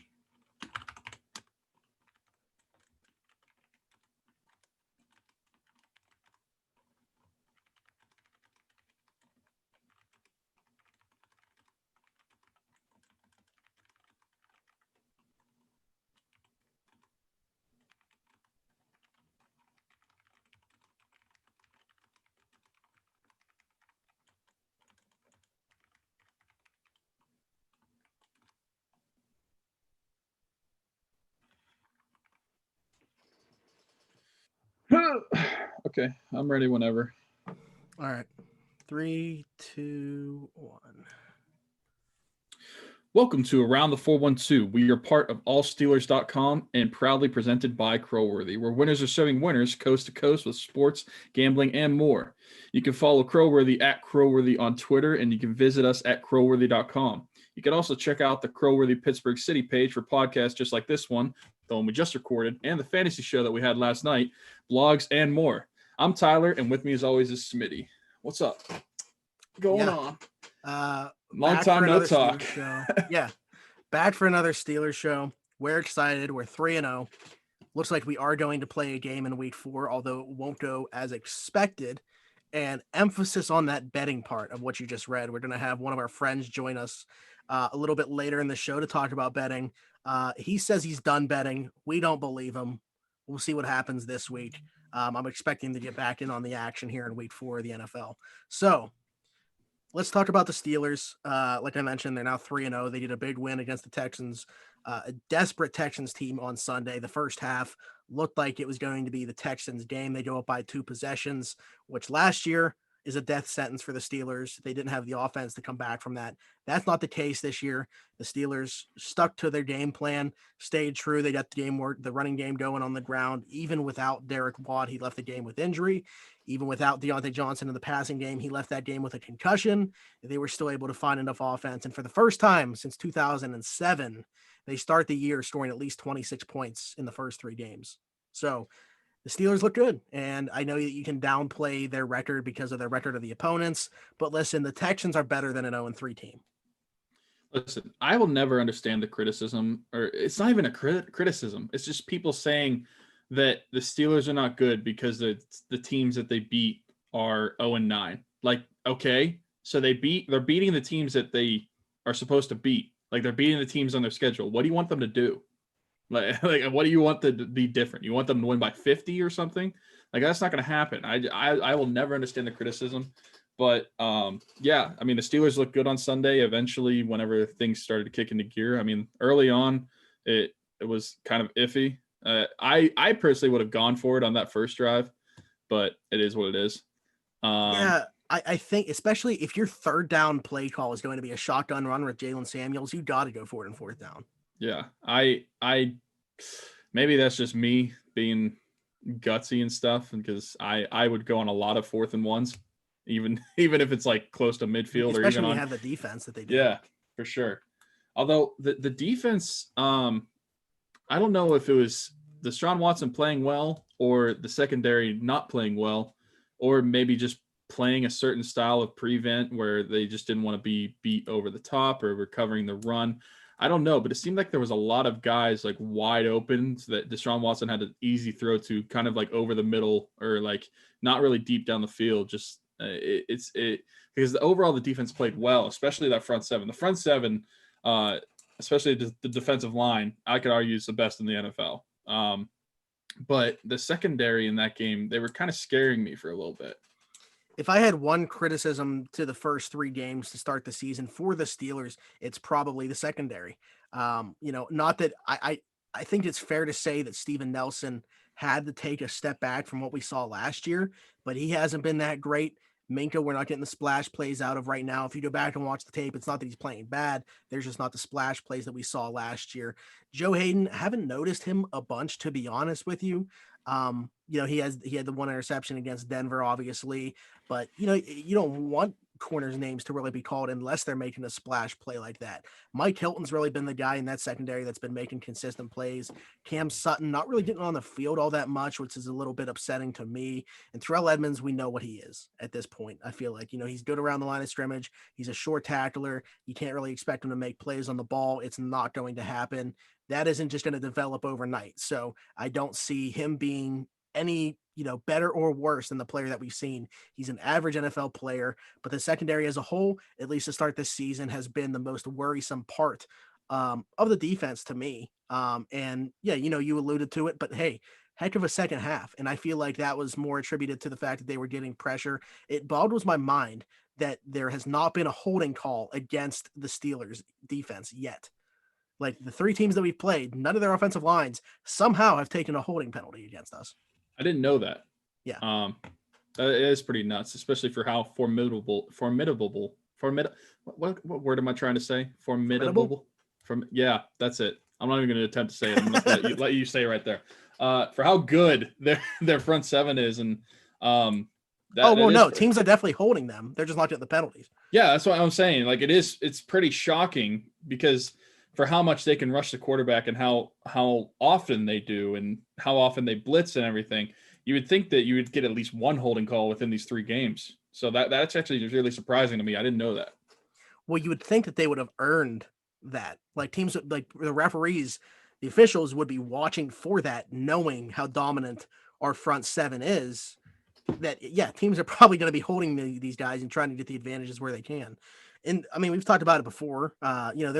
Especially you playing the position that you did in football, like, there's holding pretty much on every play. It just depends on when. Dude, I held all the time. There was literally so let me tell you. So there's literally this one touchdown that we had where the play was developing, and it's kind of, I guess the best way I can describe it is that our running back Bubba, he kind of pulled a Le'Veon Bell where he like stuck behind the offensive line for a little bit, just to see where things would open up. And eventually something opened up behind me, but then a linebacker that was in front of me that wasn't really blitzing. He was just kind of hovering around the offensive line to see where he was moving.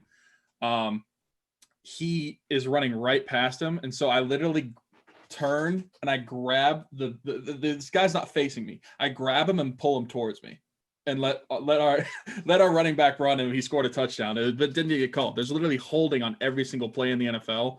And I mean, it's been said, I don't know who said it, but I've seen someone say that you cannot be a good offensive lineman in the NFL if you can't get away with holding.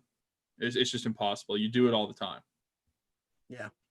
Well, the Steelers' offensive line must have been doing a great job of it this past Sunday, because they were very good again. Right. Especially in the second half, especially in the fourth quarter to ice the game. We get another 100-yard game out of a running back. That's 3 to start the season. That, not that it's always looked that great. I don't think that there's been much consistency to the running game, but James Conner putting together back-to-back 100-yard performances on the ground. I mean, we know what he can do when healthy, and he's been healthy the last 2 games. He's looked good, and I think you can attribute that a lot to the offensive line as well. You can attribute that to the fact that we actually have a quarterback back there that teams can't stack the box against because he's back there. So I'm really excited about this offense. Hopefully we don't see Deontay Johnson miss time. We're going to talk about the game being pushed back, but that would be the one pro to it, is you got the extra day to clear concussion protocol. But yeah, James Conner looks good. The offensive line looks good. This team looks good. And, they're going to get obviously their best test in this game. It looks like it's going to be Monday night against the Titans, another 3-0 team. Because, I understand what people are going to say. It's the Giants, it's the Broncos, it's the Texans. This will clearly, determine, are the Steelers legit, in my opinion, if they can go out there and hand the 3-0 Tennessee Titans their first loss. Yeah. And just talking about that offensive line real quick, they did do what we thought they would when in terms of personnel, where DeCastro slid back into right guard. They kept Chooks at right tackle and Filer at left guard. It looked really good. I was going to say, I don't know. And it's a shame because you don't want, Zach Banner. Like it's a shame that Zach Banner's hurt. He earned that job. I was hopeful that he would, just stay healthy, have a great season, and prove that he wasn't just, the funny guy, the eligible receiver that we saw last year. But, the way that Chooks has played this year, like you see why it was such a close battle. And you almost wonder, like, should he have been the starter from day one? Yeah. I think if Chooks, you could argue that if Chooks doesn't get hurt in camp, he might have won the starting job. So I'm just happy he's performing well in the offensive line, and offense as a whole is performing well. It's a lot different from what we saw last year and had to endure. I'm actually happy that we are able to come back from deficits, because, even one touchdown last year, if you were down by 7, it was like, yeah, the game's over. We're going to lose. Yeah, the only game that they came back in from like more than one possession was that Miami Dolphins game. Right. On Monday Night Football, where they started out down 14-0. But yeah, so in 2019, the Steelers do not win this game that they just won against the Texans. It just doesn't happen. If they're down by 2 possessions, they're not coming back against that team. But they pitch a shutout in the second half. They only gave up 6 first downs or something like that. I don't even know what it was, like something ridiculous. They ran like 30 more plays than the Texans did overall in the game. It was total dominance in that second half. And that's been a pretty well documented criticism, is the adjustments that are made at halftime by the Steelers. In this game, they pushed all the right buttons. Yeah. I was very impressed with them in the second half. And just to touch on, whenever we were talking about the secondary, you mentioned that you hadn't really noticed Joe Hayden, which, of course, if you're in the secondary, that's not a bad thing all the time, especially as a corner. You don't really want to be exposed. But Jamal actually texted me earlier this week because, of course, everybody that knows our friend Jamal, a few years ago when we signed Joe Hayden, he was not the biggest fan of the signing, and we were all just That's an understatement. Yeah, we were all just like, you're an idiot, which is an understatement as well. And he fully admits that he was wrong about that signing, but he sent me it, and it's Joe Hayden, according to Pro Football Focus, ranks first amongst cornerbacks in passer rating allowed this season. Quarterbacks, when targeting Joe Hayden, have a rating of 36.6. So, and he's a 30-year-old plus corner, which is typically the age for corners, they start tailing off. So Yeah, and he's leading the league. So I feel like if the secondary is the worst spot of the team so far this year, he's definitely not the issue. So I want to touch on the injuries. I mentioned the Deontay Johnson injury, Marcus Allen out with plantar fasciitis, word to Joe Madden, and Derek Watt is going to be missing some time due to a hamstring injury, which we saw happen. I mean, not to downplay the injuries to Marcus Allen and Derek Watt, but the Deontay Johnson one is really the big one for this team. They don't have another receiver like him, especially with the way that we've seen the Steelers offense operate this year. You could tell that they missed him. Even though they did have a very good second half, you weren't seeing those crossing routes executed to perfection. Deontay Johnson's a guy that is going to always be open, and Ben Roethlisberger can throw to whenever he needs a check down or whatever he needs. He can make big plays, get the ball in his hand, and watch him do the rest. So I am very hopeful that it kind of sucks, as I mentioned, that we're not getting Steelers football on Sunday. It's going to get pushed back. Looks like to Monday. That's at least a word out of Tennessee. One of their reporters saying that CBS has already been told that. But the good news from that is that Deontay Johnson, who is in concussion protocol right now, will have the extra day to clear that. So hopefully he doesn't miss any time at all, because if he were to, you would obviously be missing that element of the offense. You would need, James Washington to step up. Chase Claypool, who we saw take the most snaps amongst the receivers this last week. Even with that being the case, he really only had an impact down the stretch where he had that play where he almost gets into the end zone, ends up fumbling out of bounds. Thank God it went out of bounds. He's going to have a much larger impact in the box score as well. Right. I agree with you. And more selfishly, Deontay Johnson was on my fantasy team. So me too. Yeah. Didn't hurt me. I actually lost to Sarge because of it, because he only got me 0.9 points. But unselfishly, as a Steeler fan, yeah, that is a good thing that he has more time to recover. And you're right, he brings an element that none of our receivers have. It's just like the way he can move over the middle, the shiftiness, the quickness. It's just something that no other receiver can emulate on our team. So it's better with than without him. And I'm hoping that he gets back speedy and safely. I don't want them to rush him back if needed. No, because I do think that we have a capable wide receiver room without him. Hey, you know what? Maybe we see Ray McLeod actually get some snaps at receiver, because with the way that he's returning kicks, I'd be interested to see what he could do. You get the ball in his hands on a screen play or something like that, a short route, and see what he can do in space. So we'll see if he has some type of role in the offense. Should Deontay Johnson miss time, but hopefully that's not the case. But we talked about it last week and actually came to fruition. I mean, you could say in large part due to Deontay leaving that game, but also over Juju and James Washington. We talked about Chase Claypool's snaps going up. Not only did he even out with James Washington, it overtook James Washington. He also played more snaps than Juju. Again, leading all Steelers receivers in snaps in week 3. So that's a huge thing for him. It's a huge vote of confidence in what this guy can do. Again, didn't have a preseason. And in week 3, he's leading the Steelers receivers in snaps. Yeah, and this is the best that you could hope for out of your top draft choice out of this year's draft. I mean, you've got a lot of expectations for this guy, and he's been living up to it at least from this point. And I think not only is he good when it comes to pass catching and route running and stuff like that, but I think that he's playing those snaps because they probably see what he can do blocking on running plays as well, and they like what they see there. So it's very optimistic to see that he is taking this many strides so early, like you said, without a preseason, without OTAs. He didn't have any of that, and he's already performing the way he has just 3 games in. Yeah, I think now it's just about, more consistent production. Obviously, he had the 84-yard touchdown in week 2. I think he doesn't have more than 2 catches in a game, though. So, as I mentioned, we would obviously love to have Deontay out there against the Titans. But should that not happen, I mean, we could see this be like a real breakout game for Chase Claypool, in my opinion. Yeah, I'm just looking at his stats real quick. So he was targeted 2 times and caught 2 balls against New York. Targeted 3, caught 3 against Denver. He was targeted 4 times against Houston and only caught the 1. He also drew what should have been a pass interference, but yeah, you're right. But yeah, hopefully those numbers continue to go up, because that's a guy. He's a big target.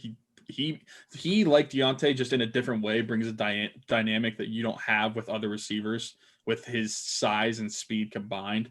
So hopefully that Ben can work his way to getting him some more targets, and hopefully he makes catches, because I mean 1 for 4 is not great by any means. So I don't know if those were just overthrows or drops or anything like that. Maybe good plays by the defense. I can't really remember those. I don't think he dropped any. I think the only one that like actually hit his hands that he didn't catch was the one that he drew another pass interference, the one that they called on that 4th down. So that was a target. Okay, yeah. But the one that should have been called, I mean, the guy is literally holding down one of his arms and he has to try to bobble it with one hand and catch it. I remember that play, yeah. But yeah, it just looks up from here for Chase Claypool. I don't see him being any worse or getting any less playing time or any less snaps. I think they want him to play as much as possible. That way he can progress as much as possible. Because really, I mean, the games are like his summer practices and his preseason, because he didn't have any of that. So the way he's going to get that experience is just by playing more and more and more. And hopefully he progresses just as quickly.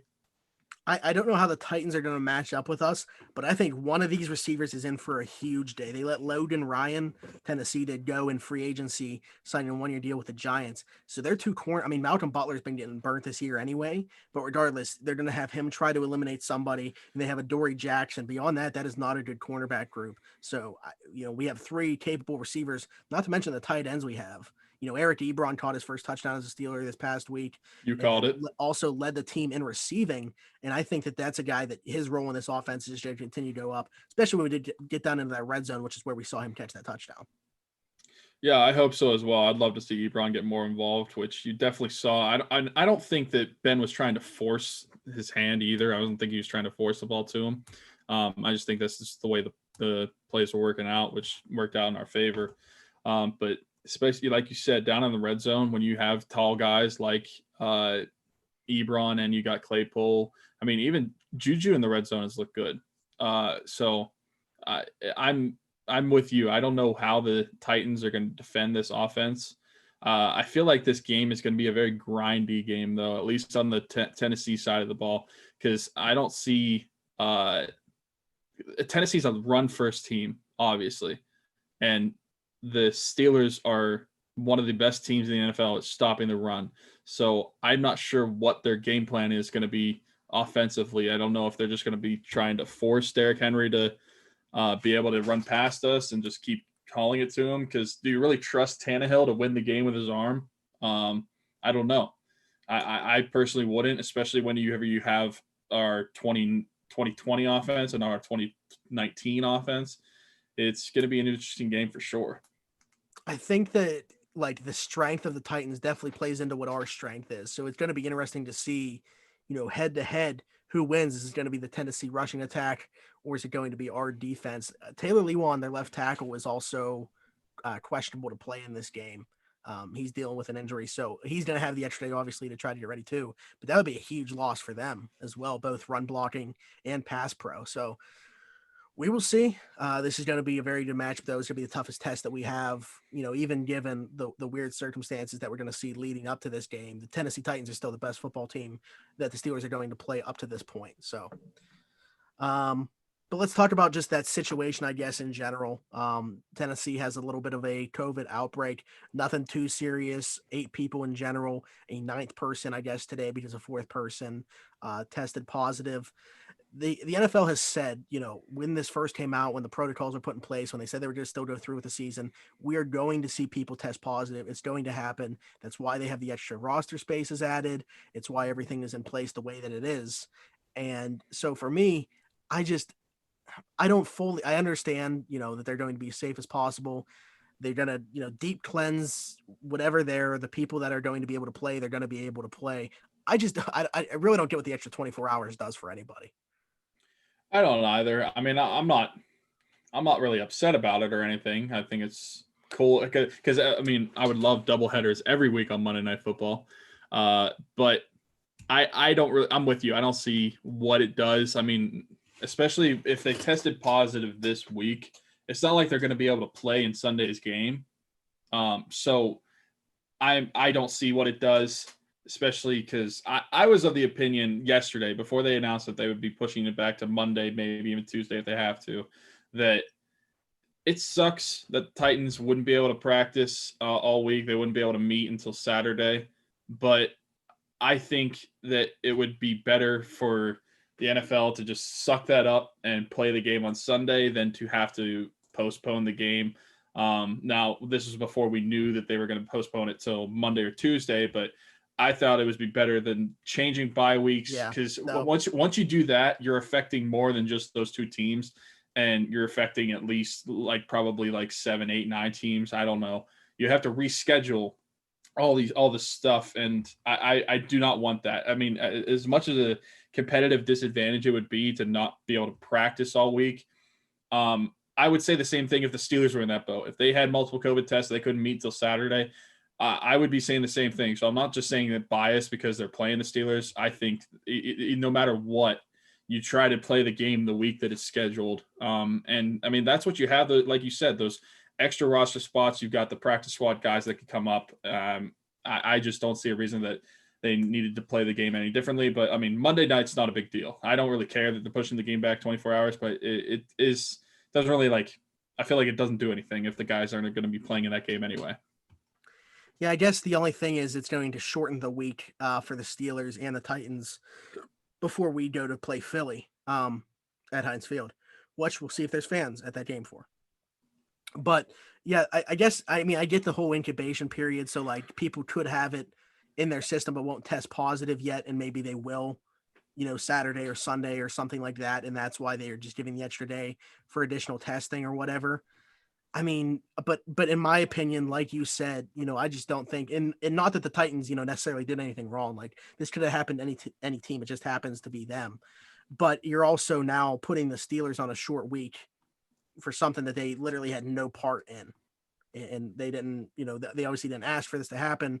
And now they have a short week before playing their cross-state rivals in the Philadelphia Eagles. Right. And the other team that was part of this is Minnesota. I don't know if we said that. No. So have we heard anything? Have you seen anything? They were good again today. Nobody tested positive. So. Okay. So is their game still going to be scheduled for Sunday? Mm-hmm. Okay. Then, I mean, I get that the Titans had one more, but if they were scheduled for Sunday, I don't see why they would need to move the Steelers game from Sunday. But like I said, Monday Night Football, I'm all for it. It is what it is. I mean, I think that Minnesota's still playing on, so they play the Texans. So. Oh, nice. But yeah, I don't see anything about them not. I'm just happy it's not like a huge breakout. It is 8 guys, but at least it's not 20 or 25, something like that, where we saw with the Marlins or the Cardinals or anything like that. Because at that point, you're like, okay, what do you do? Because obviously, these guys can't play. And I feel like the NFL would be a lot harder to figure out when and who's playing than it would have been for the MLB, because there's a lot more games for the MLB. Right. Okay, so before we get into the betting, just a couple other notes here. Nick Foles is going to be the new starter for the Chicago Bears. Came into the game week 3, throws 3 touchdowns, and leads the Bears to a comeback victory after Mitch Trubisky gets benched. I mean, honestly, the Bears came into that game 2-0. I don't think he was playing terribly by any means. Kind of weird timing for it to happen, but it was something that, a lot of people expected. They thought that he was going to open the season as the starter, Nick Foles. So I don't think that necessarily caught anybody by surprise. It was just kind of weird timing. Yeah. So from a fantasy perspective, as an Allen Robinson owner, and you were on our fantasy show, is this a good thing for me? I 100% believe so. If I were taking Allen Robinson where I would have originally had him projected before, the year started, doing initial fantasy rankings, I was putting him higher, assuming that Nick Foles was going to open up as their quarterback. I think that he is, the kind of, I guess, I compare the situation to the Chargers, where if it's Justin Herbert as the starter, I think that everybody around him has more fantasy value as opposed to if Tyrod Taylor is the starting quarterback for the Chargers. Right. That's how I looked at the situation in Chicago, where if Mitch Trubisky is the quarterback, I mean, Allen Robinson might have some decent days. Anthony Miller has been okay at times, but Nick Foles, I think he's going to get the best out of guys like Allen Robinson, Anthony Miller. Heck, we saw Jimmy Graham have a real nice fantasy day. Maybe he They're paying him like $8 million.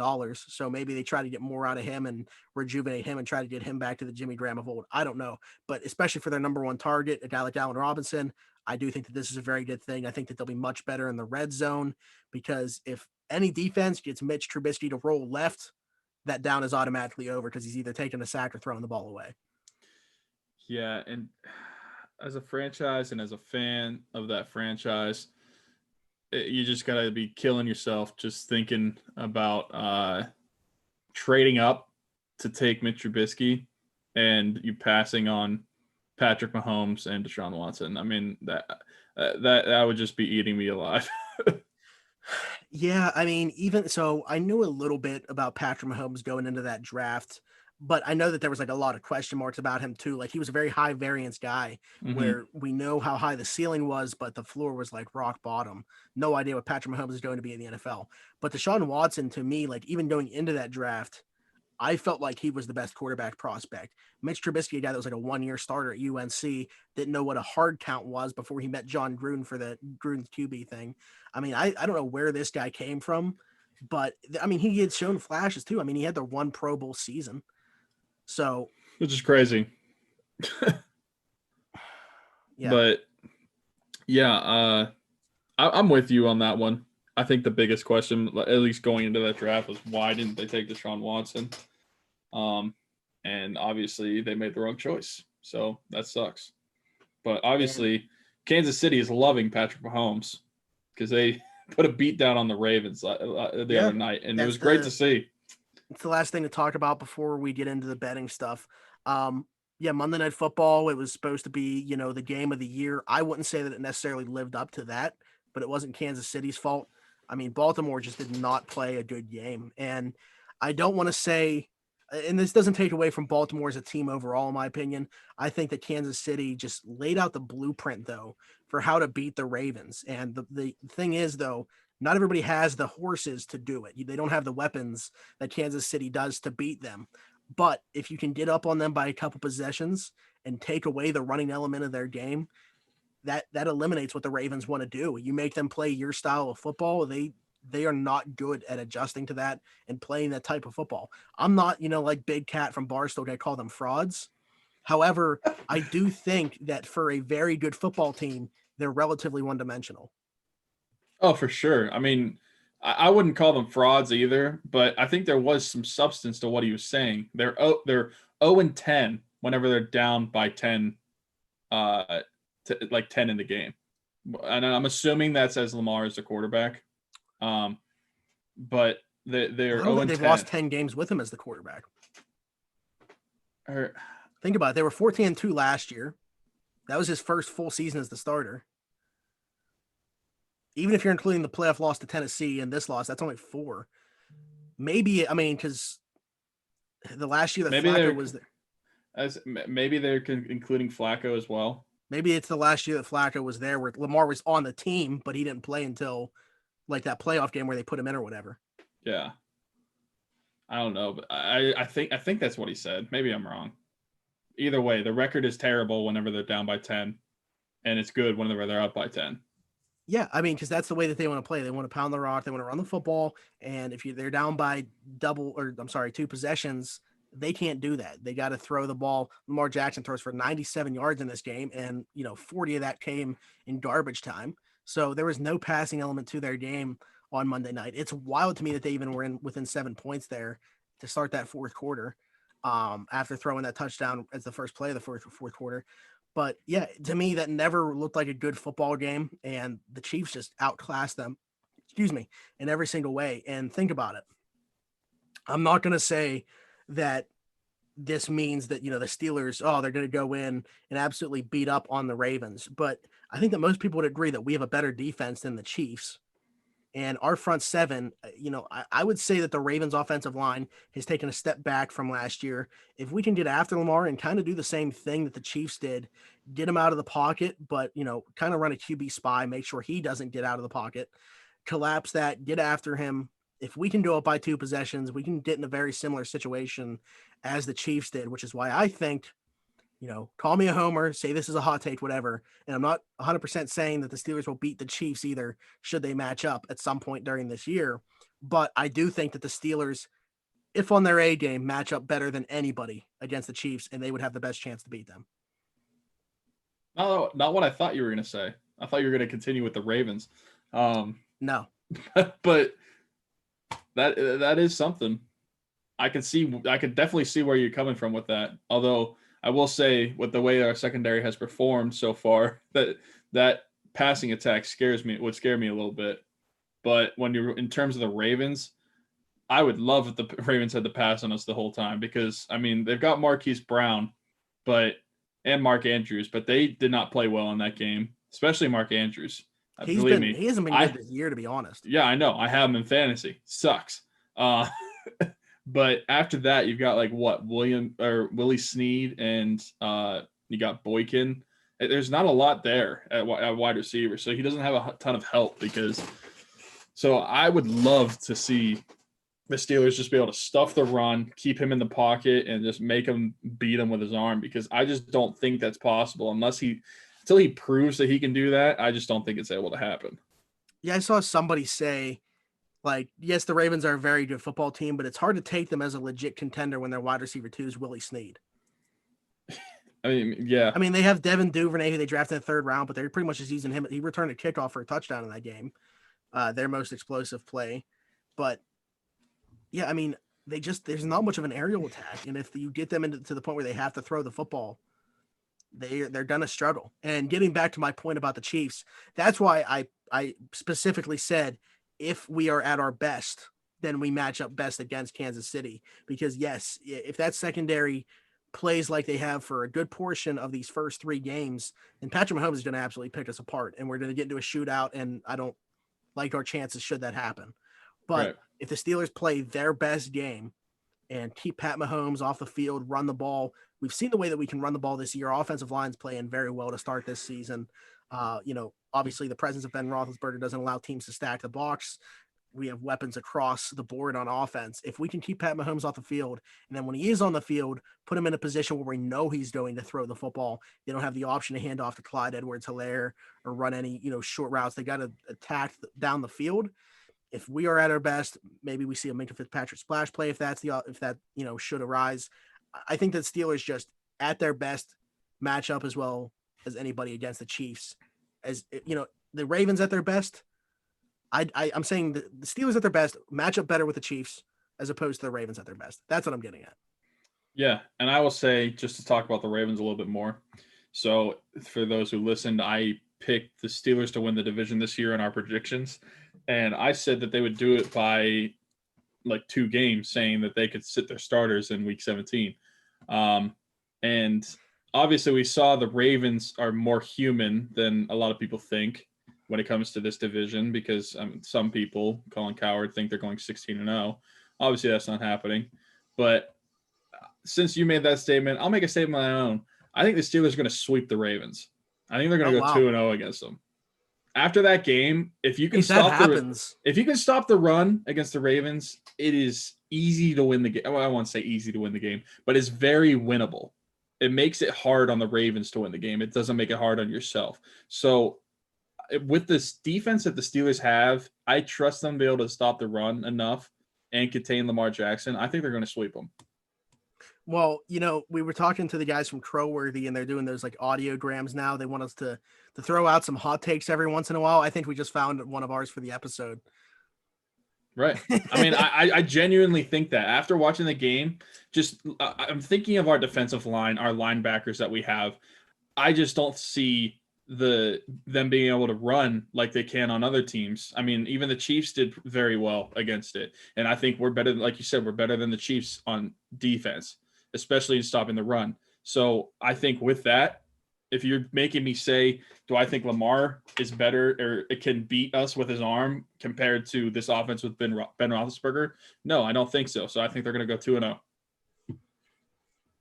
I mean, yeah, you look at that passing attack, and it's really, I expect Mark Andrews to get back on track here. So, Devin Bush is going to have a tall task. when we do play the Ravens of covering him. Maybe you help him, with Terrell Edmonds or somebody trying to double team him across the middle of the field where he mainly operates. But yeah, I mean, you look at the way our secondary, once again, performing at their best, it matches up with that wide receiving core. That wide receiving core should not intimidate anybody. I don't see it with those guys. If you can stop the run against the Ravens, you're putting them in a bad spot. So yeah, I mean, for me, I had a splitting with them. We play them in Baltimore first, though, right? Right. So yeah, I mean, should they win that one, then yeah, I think that we would split. But we're gonna be in a tough spot by that point. I mean, we played the 3 games we have already. The Titans coming up, obviously Philly not playing to where we expected them to be at least. I mean, I thought they were at least a 500 team this year. And then we play a Browns team that looks, a little bit better. Obviously, they found their identity. They know they have to run the rock. What is it? Then we play. Is it the Ravens then? Yeah. And then our bye, and then Dallas. So yeah, they're mixed in there with a relatively tough stretch of games. Great thing that we're getting our bye right after that, though. Tentatively, I guess, knock on wood, should we not see a COVID outbreak, because that's going to be a very physical game. I'm looking forward to it. But I agree. I mean, I think that there's 3 legit teams, contenders in the AFC, and I fully believe that the Steelers are one of those. Yeah, and you got to think that we play them in 4 weeks or 3 weeks? 4 weeks. I guess technically 3 weeks. From this upcoming weekend, it'll be 3 weeks. So hopefully the secondary will be able to make improvements as well. So if that defense is clicking on all cylinders, I just don't see a way that the Ravens offense is able to beat us. I did it by 2 possessions. Game's pretty much over. Right. And the best thing is, too, again, if we're going to be able to run the ball like we have to start this year, don't even give them a chance to play offense at all. Just milk that clock. What was it, like a 13 or 14 play drive to end the last game? Like, they didn't even let the Texans get the ball back on that last drive. It would have been better for them to let Chase Claypool score a touchdown. Right. And speaking of our run game, I saw a tweet, and I just want to see your idea of it. So we finally saw McFarland be able to play and get some runs in. I should put that in here. And he looked pretty good, but then I just wanted to bring up a tweet saying that did we see in the Steelers' first 3 games Benny Snell go from second string to first string to second string to third string? That's a good point. Like, I think when it comes to the Steelers, they're not afraid to just ride the hot hand. And we've seen James Conner stack 100-yard games after, Benny Snell put the 100-yard game together in the opener. I think the biggest thing is ball security. I mean, he fumbled those 2 in both the opener and then the second game, which almost allowed Denver to get right back into that football game, and made it closer than it should have been. And I think that that's how you find yourself, buried on a depth chart. And not to say, Jalen Samuels is the guy that's buried on the depth chart. I still think Benny Snell will have somewhat of a role. But yeah, when you got Anthony McFarland popping off 7 yards of carry like he was in that game, I mean, to me, he's going to see again the second most touches, just behind James Conner this upcoming week against the Titans. Yeah, I think he looked really well, and I think he showed that he's just not the little scat back that a lot of people could have judged him for out of college, because he was known as like a speedy guy running to the outside, but I think he showed that he can be like a legitimate NFL back and can take more than just those quick carries. He can run up the middle as well. Right. Okay. Well, I think we're ready to move on to the betting. So let me get Stubbs back in here. Hopefully he's sitting right there ready. He was known as like a speedy guy. Shut off the audio, Stubbs.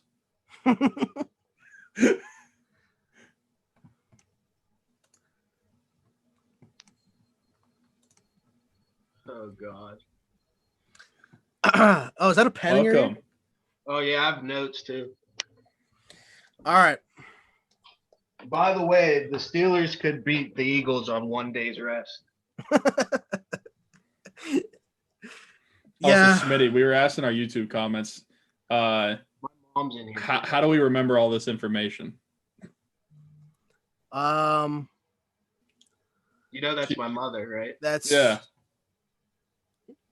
good question. I have no idea. There's other stuff that my parents would probably have me remember, but this is the stuff that I choose to remember. So Yeah. I'll remember a box score, but I can't remember like something simple. okay, so welcome to the Around the 412 betting portion of this show. We have a former better betting connoisseur on with us. Former Um, better. A former better. But former better on with us, Devin Stubbs.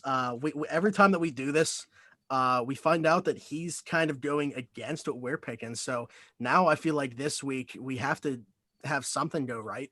I mean, I don't think I did too bad last week, honestly. I didn't keep track of my picks, but I'm going through this week.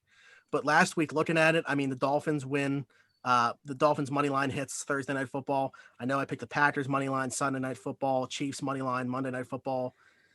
So at least in the primetime games, I was doing well. So we talked about how bad the Thursday Night Football game was last week. This week, this might be the worst football game of all time. I was gonna say the same thing. I mean, Okay. I would probably rather watch like 7-on-7 in a gravel lot than watch the Broncos and Jets play Thursday Night Football. But is it Um, so bad that it might be a little bit high scoring? I don't think So- so. So That's that's all I have is the over here. That's all I have. I can't guess who's gonna win. so See, we got. Okay, so let's give the people the line here. The Broncos and Jets. Somehow, some way, the Jets have managed to be a favorite in a football game in 2020. They are minus 1 point favorites here, minus 118 money line. So the Broncos are plus 100, and the over under is set at 40.5 with minus 110. I mean, I'm gonna bet on this game. So I think I'm with Stubbs on this, where I think that people set the over under thinking like how bad the offenses are, but the defenses suck too. So like it's But the so over- bad. Both teams are so bad that we could see, what should be a 2-yard run. Frank Gore might have like 100 yards rushing in this game at 100 years old. I I didn't mean, even I know think that. I'm Yeah, going to go an no. over 40.5. I know both defenses suck, but they're starting Brett Rippon. I don't know what to expect. I don't know who that is. I don't know who their quarterback is. Brett Rippon is Boise State former quarterback. He was was he even drafted? I don't even But know. he stinks. But did he follow Kellen Moore? I No, guess there's so. probably had to be a quarterback in between. I don't know. Yeah, I mean Brett Rippon was a senior like 2 years ago, something like that.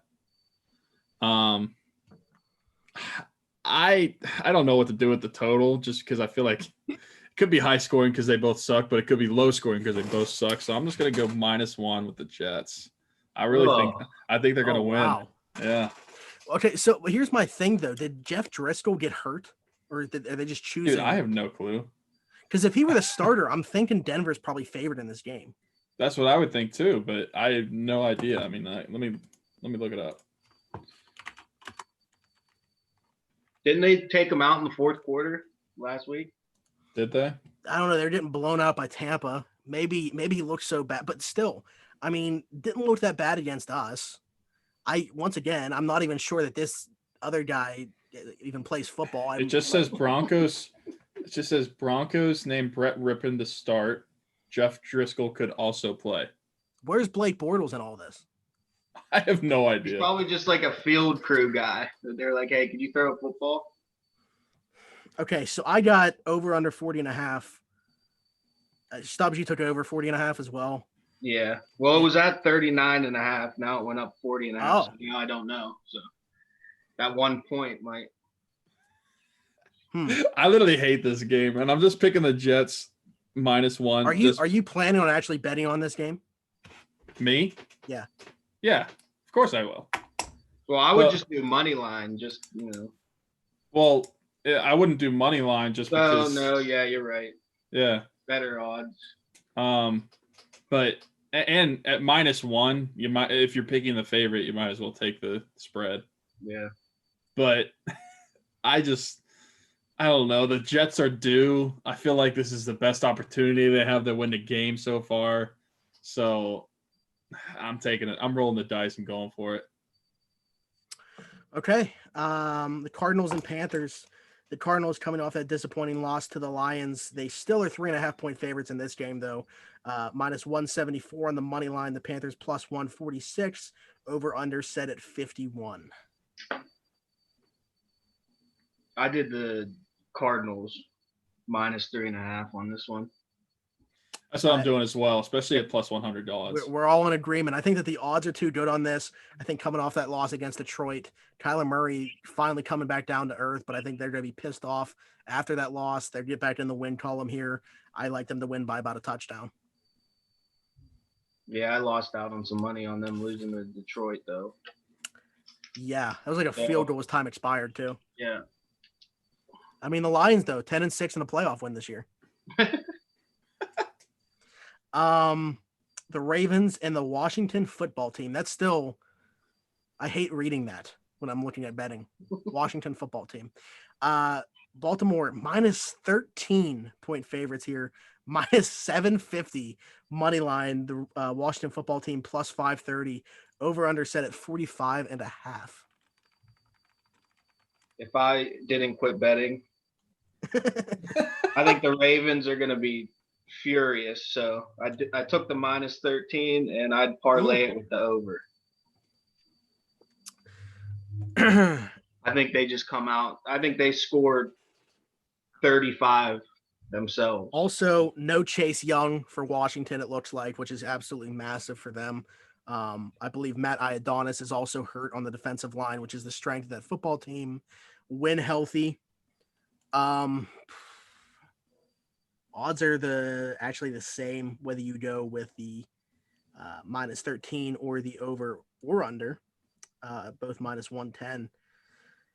It seems like Washington stays in games till like the third quarter, right? Yeah, I mean, the strength of their team is their defense. And like I mentioned, though, two pieces of that defensive line, the best part of their team, are not going to play in this game, though. So I think I agree with you. Well, I'm not gonna parlay it, but I will take Baltimore to cover minus 13, even with as large as that is. Baltimore coming off a loss, I don't want any part of that against a very bad football team. So yeah, I'll take Baltimore minus 13. I'll agree. That's what I'm taking as well, because I'm looking at the total, and you got to figure that if, say, Baltimore scores 30, that means that Washington would have to score more than 15.5 points. And this is the best defenses that they've faced so far.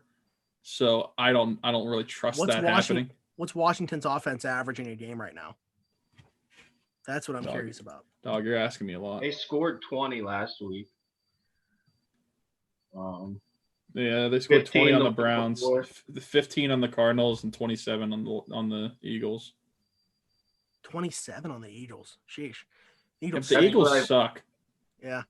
I think the over's good here because they'll probably score like 15, 20 points. Here's the thing.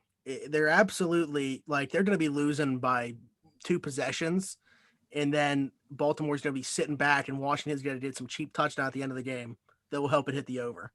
Yeah. Yeah, well, that's why I'm staying away from it, and I'm picking the spread for Baltimore. All right. So this game, Cleveland and Dallas.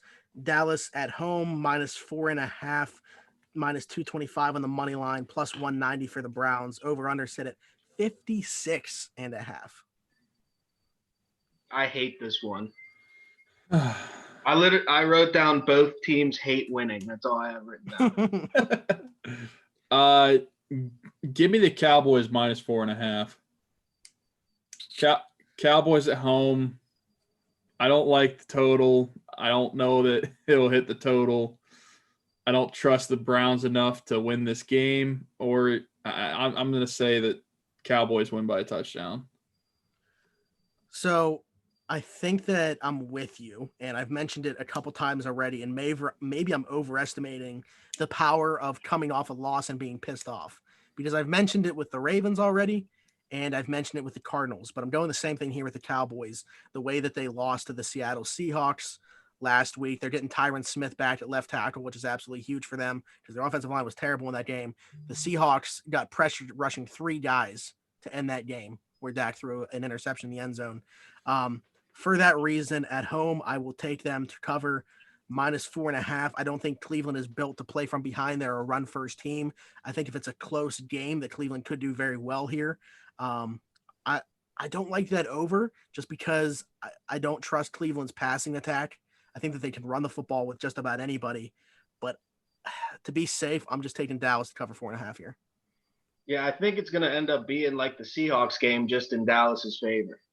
Like they're gonna win this one. Baker might have a big mistake or something towards the end of the game. Probably. Alden Smith is an animal now. Dude, it takes 5 years off football and he's tied for the lead in sacks. Yeah. I mean, we're talking about like Big Ben, Cam Newton. He's got to be up there for comeback player of the year right now. He had 3 sacks last week. Yeah. It's like, yeah, I guess, so I wait, guess what I'll was- play. What was your pick in this, Stubbs? I couldn't pick one. But thinking about it, Dallas covering the spread makes sense. I think it's going to be just like the Seattle game. Thinking about it. Okay, so Indy in Chicago here. Indy -2.5 point favorites. They're -142 on the money line. The Bears +120, and the over/under is set at 43.5. I got the Bears money line here. Oh, And I don't like That's how what I'm low taking as that- well, actually. I don't like how low that under is, so I'm not even gonna mess with those. Yeah, I'm taking the Bears money line as well. I'm flipping a coin on Nick Foles and hoping that offense can click a little better than when it was under Mitch Trubisky. And I mean, the Colts scored 2 touchdowns on defense last week. I mean, obviously they were playing the Jets, so I mean they were going to win either way. But I just don't trust. I don't think that's going to happen again. I don't think the defense is going to perform like they did against the Bears, and the Bears have a solid defense themselves. I'm just going to trust Nick Foles, take Bears money line. that would put the Bears at 4-0. Should that happen? Yeah, that's the only reason I was skeptical on it. But their defense is playing well, but the Colts is too. So it might that under could hit too. Thinking about it. I'm looking. I thought I was going to be different taking Bears money line, but I guess I'm not. That's actually one of my hammers. So I'm breaking out my non-hammer. This is actually a lint roller that I have as my hammer. But there's just too much value there. I think at +120, look at the odds on everything else. It's just not there. If you think that this game could be like a coin flip and you're really torn on what going which way, I think that the Bears at +120 offers you the best value. So that's the way I was going. Yeah, and I always hate spreads that are less than a field goal because if you're going to pick that, you might as well pick the money line. Like if you're picking the favorite, then pick the favorite. But if you're picking the underdog to cover 2.5, you might as well just pick the money line because what are the odds you lose by 2? We've seen it happen, but yeah, it's rare, and the value These just field wouldn't goal be there. kickers can't kick these days. So. Hey, yeah, Ninja was right when he said that about kickers. Yeah. Okay. Okay, so moving along here. Oh, what a game this is. The Jacksonville Jaguars and the Cincinnati Bengals. The Bengals favored -3, -164 on the money line. Jacksonville +138. Over under set at 49.5. Is it Joe Burrow time? It is. Give me the -3. I think Joe Burrow will get his first win in the National Football League. I have the money line here for the Bengals. Just because they've been in they tied last week, so I don't know. I feel like they could lose by less than a field goal or win by less than a field goal. I'm actually going the over 49.5 here. I think that Jacksonville's offense rebounds a little bit. I would pick Cincinnati to win this game. I do think Joe Burrow gets his first win. But at -105 for the over, I will take those odds. I think Cincinnati's going to put up points against Jacksonville, and I think Jacksonville's offense rebounds a little bit. I think this is like a 31-24 type game, and I like Cincinnati to win it. Moving along, the Chargers and Buccaneers. Buccaneers -7.5 point favorites here, -300 on the money line. Chargers +245. Over under set at 43.5. I got the Bucks -7.5. What's the +110? Yeah, I mean that's the only reason I feel like I'm picking that. I'll always bet on Tom Brady. Yeah, like I feel like They're hitting their stride too. I feel. I'd pick that. I'd pick either the Bucks to cover or the over 43.5 just because they have the best odds. And I'm gonna pick the Bucks to cover as well. So I will say, Tampa Bay, yeah, their offense, big game last week. No Chris Godwin though. I think they've already ruled him out for at least this week. They said potentially also week 5. Obviously, still Mike Evans is there. Gronk actually caught 6 passes last week. Tom Brady seems to really like Scotty Miller. I think they'll find a way to still win this football game. -7.5 is tough. I like Justin Herbert. The Chargers almost pulled off a miracle play, but that was against the Panthers. I mean, losing to the Panthers, definitely don't see a way they win this game. I don't like any other numbers here. I guess I would take -7.5 too. I'm not in love with anything here though. It's just I have the under. I have the best under. odds. You have the under 43.5. Yeah, I think it'll be like a 20. I don't know, like a 23-10 game. Something. Yeah. Like So that. do you do that a lot? Because I don't really ever do that. Like parlay 2 of the thing. Like I always take. Yeah, I always throw an under, and that's probably why I never win anything. Because like I did it Kansas City, and they didn't hit the over by 0.5, so I lost out on like 160 because I put the over on there, which was a lock, but Butker missed out on 4. Harrison Butker. Yeah, I'm pretty sure he had the under in that game. Vikings and Texans, the battle of the 0-3s here. Texans -4.5 in this game. -215 on the money line, where the Vikings +180. Over under set at 54.5. It's hard to these teams winless. Yeah, it's Yes. hard to believe that one of these teams is going to be 0-4. They could both be 0-3-1. Okay, whatever. That's what I bet on there. I was telling Sarge earlier that obviously in the standings, a tie is not worse than a loss, but I feel like emotionally, a tie is worse than a loss for me. Like when we tied Cleveland, was that 2018 the opener? Yeah. Like Yeah. I know it sounds dumb to say that I would rather lose, but like the feeling of tying is just so underwhelming that I feel like I would rather have dealt with the loss. Obviously, Yeah. standings wise, no, but like just the feeling of it. Tying makes no sense in the football. I agree. But this I'm game's, having trouble thinking about this game.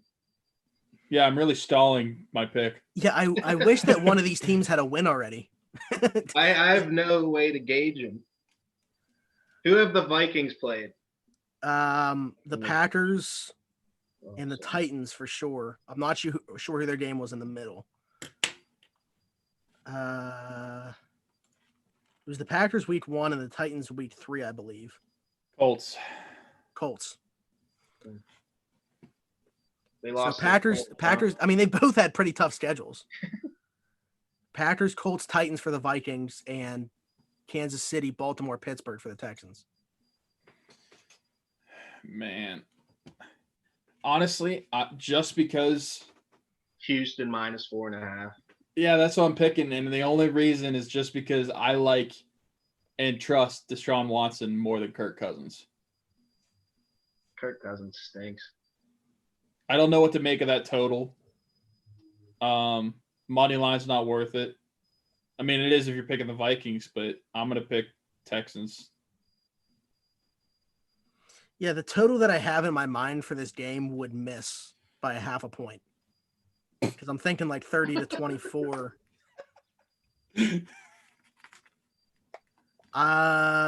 Yeah, I think I got to go Texans here. The safe pick for me would just be picking Texans money line. I don't like that you guys are agreeing with me because you're going to lose. -215 though. Yeah, that's what I'm saying. It's just not worth it. That means like on a $10 bet, you'd be getting less than $5. And I've already said on the fantasy show that I think the Texans are winning this game. So I can't go against that. Although the Vikings being +180 money line is the most enticing to me. I can't go against what I've already said. So, okay, well here's a fantasy question for you. Should I consider playing Justin Jefferson this week? yes, The Yeah. Texans defense is atrocious. So like in my flex, I should consider it. I mean, I don't know what your other options are, but It'd be like Justin Jefferson, Tyler Boyd, Daryl Henderson. Tyler Boyd against Jacksonville. I feel like that's safer. Yeah, I mean, you picked Cincinnati to win, Joe Burrow getting his first win. I feel like Tyler Boyd would have to be a big part of that. that's true. That's true. Saints and Lions. Saints -4 here, -205 on the money line with Lions +172. Over under set at 54. I have oh, go ahead. He's hammering the lint roller. I'm going Saints -4. Coming off a loss, they're getting Michael Thomas back. Detroit riding the high of that win over Arizona. They're going to come into this game thinking that the world is all theirs. They're back on track. They're not. They're still the Detroit Lions, and the Saints are going to blow them out. I have the same thing. So, Man, but I'd this is such parlay it with the over. Over 54. Yeah, I mean, the Lions can definitely put up some points. I don't believe in a single aspect of that defense that's not named Jeff Okudah. So, Yeah. I'm taking the Saints -4 as well. I feel bad for everybody listening that we have like no, like, I don't know, discrepancy. So this next one surprises me a little bit. Seattle -6.5, -290 on the money line. Dolphins +235. Over under 52.5. I would have thought that this would have looked a little bit more like that Baltimore Washington line. Maybe they're just taking into account like Seahawks have to travel across the country to go to Florida. I don't know how much they play into that, but And I think that Seattle will probably be without Jamal Adams. Their pass defense has not been good. I mean, I get Miami hung up 31 points against Jacksonville though on Thursday Night Football. Fitz magic though. But I would have thought that this would have been like at least a 10-point spread. I mean, look at the one right below it, the Giants and Rams. I mean, So are you hammering the 6.5? Yeah, I think the Hawks -6.5 is pretty much a lock. It yes. might go up by, it might Especially- go up to like 8.5 or 9.5. I'm gonna put some money on Tyler Lockett scoring 3 touchdowns again. Oh, God. Especially at -6.5 or -6.5, it's -105 in the odds. So that's like your best bet. Yeah, maybe I'm missing something here. I understand, like, I'm not sure if Chris Carson's going to play. I don't know what the situation is there. And I understand, their pass defense wasn't great. Dak throwing for over 500 or close to. I mean, I get all that, but I just don't see Miami's offense keeping up with Seattle's offense in this game. So are we all taking Seattle -6.5? Yeah. See, the problem, like, I don't bet crazily. I just parlay everything. That's why I never win. Like, you would think I'm picking like terrible picks, but Chris Carson has a first-degree knee sprain. Yeah, because that dude like barrel rolled while holding that his dude leg. should be kicked out of the NFL, I think. Did he get anything? Did he even get a fine? I don't think I so. don't think anything came of that. He gator rolled on him. I don't know how that dude didn't get jumped on the field. Yeah, maybe they didn't. I mean, you would have thought like Chris Carson would have said something about it. Maybe no one else noticed though. I don't know. I would guess that it just didn't really go noticed. Yeah. Giants and Rams here. Rams -12.5 point favorites. -650 on the money line. The Giants +480. Over under set at 48.5. Are the Giants the worst team in the NFL? I think the Jets are. I would say But- the Jets, but Although the Broncos with his quarterback switch, I don't. Once again, I'm pretty sure that they just put out a thing. Who wants to be our quarterback this week? And this guy won a Twitter poll or something. I don't know, because this guy, I don't know where this guy came from. Again, I just think the Giants might be because they lost to every backup that the 49ers had. Nick Mullins balled out again. Yeah, that was ridiculous. But they were like without their CB 1, 2, 4, like. Both are starting running backs. Yeah. Kittle was out. The defensive line's banged up. Yeah, I mean that's So I think the Rams are that 12.5 freaks me out a little bit. Yeah, I mean, if it were like the last, or what was I gonna say? Like, if it were like 10.5 or something, 12 and a half. If the 49ers that banged up can beat them by whatever, 32, I guess I would do the 12.5. Yeah, the Rams hung like 30 on Buffalo, who's a much better defense than the Giants. And if that were the case, to not cover, the Giants would have to score 18 in this game or more if the Rams score 30. Yeah. I'm taking the Rams spread. I don't like thinking. Yeah. The totals make me like overthink. I mean, yeah. I'm waiting for one of the underdogs that I'm really liking here to pick money line and get the odds on that. But Yeah, well, if you want to pick plus 480 on the money line, go all. No. Although I always like put like a $1 bet on all the underdogs. Here, I will say for tomorrow night, plus 106 money line for Denver. If you don't know anything about Brett Rippon, the only reason I know about him is because he was Boise State's quarterback and he played BYU every year. But he threw for 13,578 yards in college and threw for 90 touchdowns. Jeez. On a blue field. On a blue field, that ugly field. Yeah, this is oddly enough one of the tougher games for me to pick. Yeah, I'll take the Rams covering here, coming off that heartbreak against the Bills, giving up a touchdown with 17 seconds left. I'll take them to cover minus 12.5. Did you already say what yours was, Tyler? Yeah, I took Rams spread. Oh, okay. Also, speaking of that Bills game, and they just so happen to be the next man up. I don't know. So I wasn't available to listen to the fantasy show last night. So I'm wondering, and I wanted to ask, when are you guys going to put respect on my boy Josh Allen's name and make him a regular top 5 quarterback in the? He is in the fantasy? top 5 this week. Okay. Because Josh I mean, Allen stinks.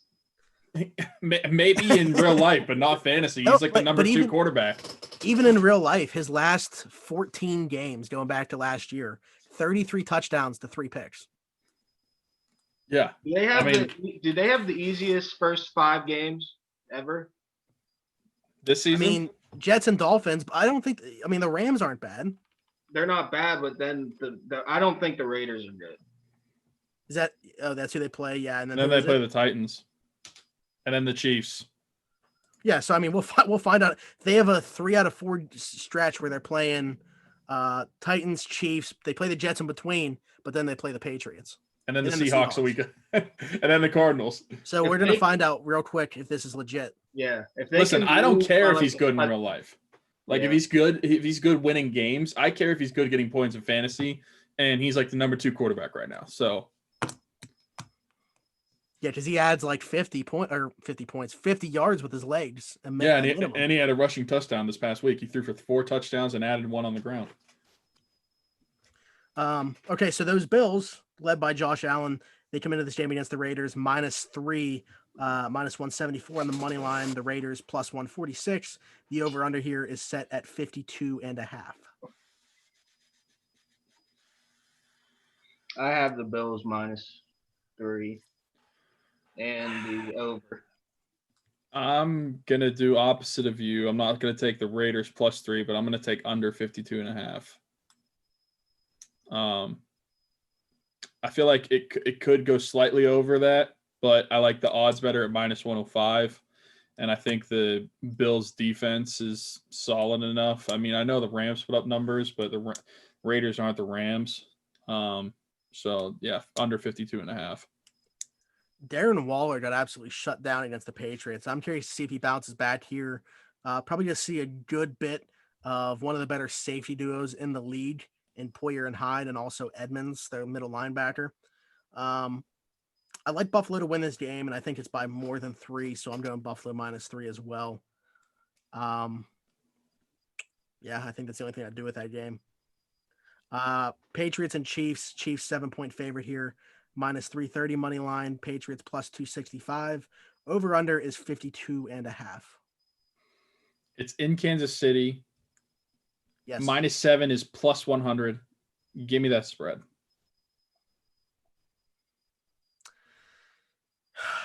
Yeah, man. I have the Patriots +7 Weak. and the under. I think Belichick's going to keep the ball away from him. Word out of New England is they are starting to worry about Stephon Gilmore, who has been very bad to start this season. We were talking about our secondary here being the one, if you want to call it an issue, the one thing with the Steelers we're not that impressed with here in the first 3 games. Apparently, Gilmore has been very bad for the Patriots. Not sure who he matches up with here. He can't match speed with Tyreek Hill. So, if he's going to try to eliminate Sammy Watkins or Mecole Hardman, I mean, it's so hard to not. I mean, I'm picking the Chiefs to definitely win this game. It's just a matter of if New England is going to be able to keep it close. I think the Chiefs win by like 4.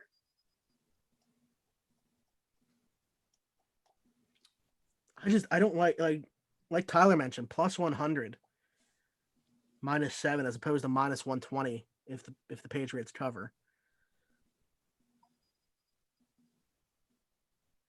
Roll the dice. Take I it. feel like Belichick's been waiting for this game since they won the Super Bowl. Yeah, he's been waiting to be blown out by 17. No, I mean, the Chiefs do have fans at their games too, so that plays. That's why I said they're at Patrick home. Mahomes got a baby on the way. He's got that dad strength now. Yeah, I gotta take a -7 because it's plus 100. All right. If those were reversed, if I could get like the Patriots covering for plus 100, I'd probably do that. Then you should tell everybody that's betting on this game to stop betting on +7 because that's why the odds are that way. Yeah. So stop doing it. Philadelphia and San Francisco is for some reason the Sunday night football game. San Fran -7 here, plus 320 money line. Eagles plus 260. Over under set at 46. How about this? You just move that game to Monday night instead of ours, and you just flex us into Sunday night football. I see this as an absolute win. That's not a possibility. So I know it's not a possibility, but it'd be a better game to watch. The Eagles are pretty close to being the worst team in the NFL too, right? They're terrible. If you lose to the Washington football team, I think you're terrible. So they're terrible. You also tied the Bengals. The currently first place Washington football team. Right. That's the big thing. So I'm going to take the 49ers to cover this spread of -7. Is Jimmy Garoppolo back? Who cares? Nick Mullins is better. Nick Mullins. Yeah, it's Nick Mullins. I'm just curious because Garoppolo. I know how bad Phillies look, but I'm just kind of surprised it's a 7-point favorite if it's Nick Mullins. Granted, he did look very good in that game. Philly's got to travel across the country too. Kittle is back at full capacity too. That's big.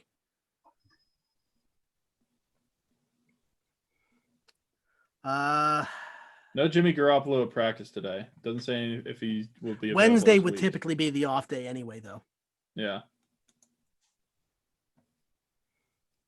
Kyle Shanahan is not rolling Jimmy Garoppolo out.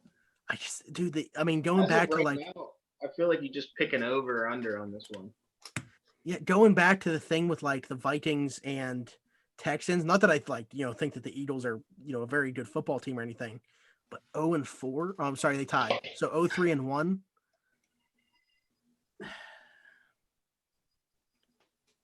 I'm gonna go. You could do the money line if you parlay it with something else, because you won't win any money doing the money line on this game, unless you pick the Eagles.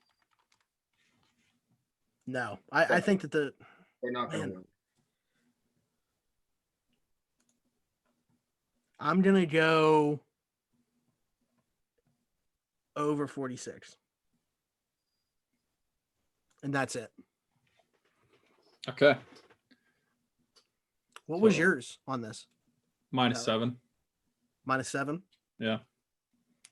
I just think the 49ers are too solid of a team that even with the injuries that they have to. Yeah, I I mean, think- getting I Kittle think- back's huge. I didn't realize he was definitely going to be back. So, Yeah, like I think they'll win by like 10 or 11 points. and then Atlanta and Green Bay to wrap it up. Green Bay -7 here, -320 on the money line. Falcons +260, over under 56.5. Oh man. Packers -7. I think the Falcons like could be winning like at half and then just blow it. I'm going over 56.5 That's what I was looking at too. was the because over. Green Bay is putting up 30 plus in their sleep right now. And Devontae Adams is coming back. He didn't play last game, so they're getting him back, which is huge for that offense. Atlanta, they suck. They don't know how to recover an onside kick, but they can put up some points, even if it's in garbage time. I expect that Julio Jones is back for them as well, so I think they'll be able to score a little bit. I think that they both score 30 plus in this game, which will safely hit the over. I'm gonna take the over as well because that was my initial reaction was over 56.5. Just because even though Atlanta sucks, you're right, they can put up points, especially with if Julio comes back, they have Calvin Ridley doing work. So What does that sound like? that I don't know. Does it sound like a reverberation or because it's like vibrating for me?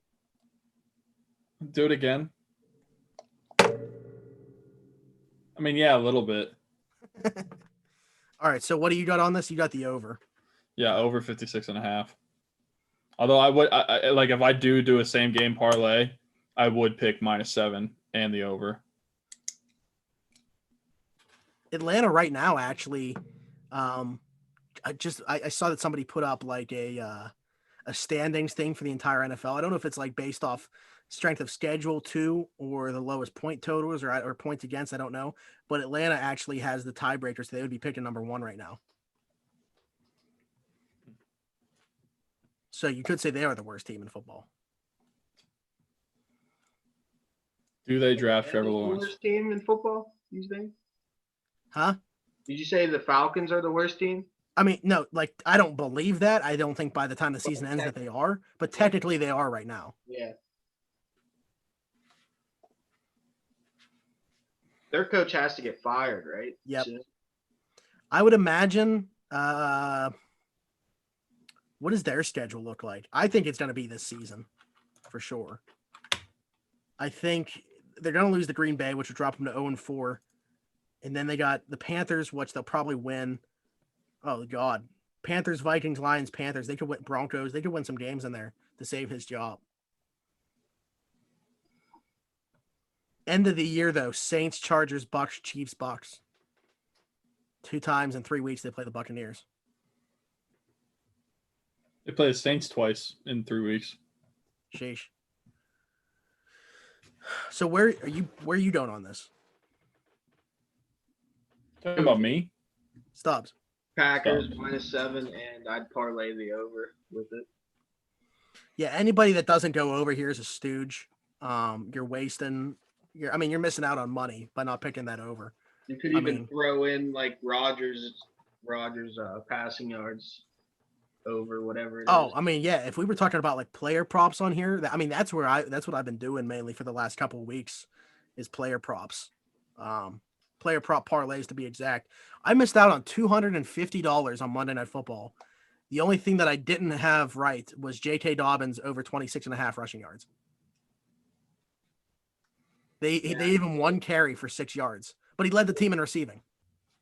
I stopped betting on rushing props because they're just too unpredictable. I should have known that, especially the Ravens, because they have 4 guys that run the ball, like Lamar himself, and then 3 running backs. So, but I don't know. I thought that was going to be like, I thought they'd stay close enough in it where they were grounding and pounding, and. But I just put anyway. a large wager on Kansas City money line. Oh yeah, we already heard about. I don't know if you've mentioned that on here. No, yeah. Tell me before. To speak to the No, I'm not. credibility of the show, I think you should mention this. I'll be right back. Yeah, so I put a large wager on that Kansas City money line just because I felt like they were for sure going to win, and it had the best odds. It was like plus 148. I don't. Do you want me to say the amount? That's up to you.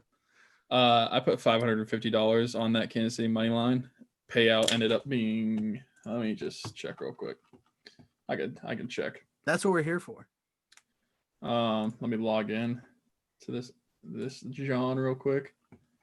But yeah, believe me, the only reason I put that much, not only just because I trusted the bet, but I also did well on Sunday, to say the least. So let's see. I just realized, did we tweet out like picks?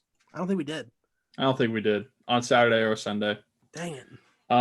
But so yeah, 550 for Kansas City, and the payout, or it didn't tell me the actual pay, like what I would have won, but it gives me the total with my 550 back. It was $1,417. Hey, that's why if you would have tweeted that out, you could have helped a lot of people win money. Yeah, I know. I should have just put the house on the Kansas City Chiefs on Monday. What a selfish person you are. I also hit on a few of the odds boosts on Sunday as well. That's where I was hitting big. Not even my like personal bets. It was the odd boost. The Ezekiel Elliott to score a touchdown, DK Metcalf to have 64 plus receiving yards and 57 points total scored. I put $50 on that. I won 260. Odds boost. Aaron Rodgers three plus passing touchdowns and Packers to win. I was going to take the Packers money line anyway. So I put it on that, and $50, I won 370. And then I did a same game parlay of Packers plus 3.5 and over 52.5. Put $100 on that, won 370. Yeah, that's the only bet I won this weekend was Aaron Rodgers. 3+ touchdowns.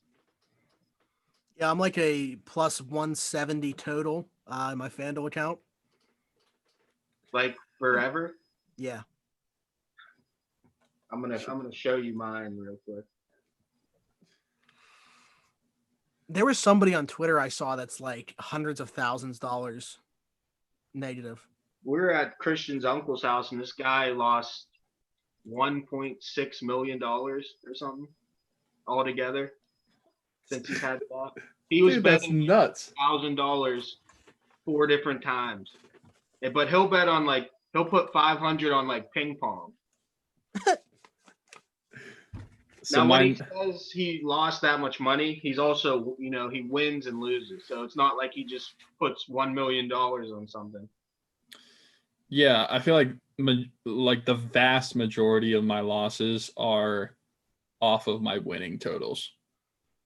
Yeah, so my winnings are $11,913, but my bets are $12,668. So I'm minus $755. That's honestly You're in not the that red. bad. Yeah.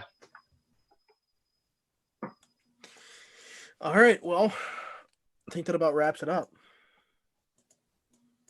Yeah, I'd say so. I got to tell the people about our sponsors, and then we can get out of here. Yeah, we'll be sure to keep track of these bets this week. I wrote all mine down. Yeah, be sure to keep track of your bets. We'll monitor it. We'll talk about it on next week's show. We also have to remember to tweet out a couple of our locks for the week on Sunday. I don't know if Tyler will do his college football ones on Saturday as well, but I'll probably put a couple out there. Other than that, I want to tell you guys about Manscaped. So support for Round the 412 is brought to you by Manscaped, who is the best in men's below-the-waist grooming. They offer precision engineered tools for your family jewels. They obsess over their technology developments to provide you the best tools for your grooming experience. All three of the people is currently sitting in this Zoom room have stuff from Manscaped. We all love it. It smells fantastic. All the accessories that come with it. The new Lawnmower 3.0, which they spent 18 months. Yeah, Tyler's holding up the stuff right now, which they spent 18 months to perfect. It's the 3rd generation trimmer. They have a ceramic blade to reduce grooming accidents thanks to advanced skin-safe technology pioneered by Manscaped themselves. The battery lasts up to 90 minutes off its charge.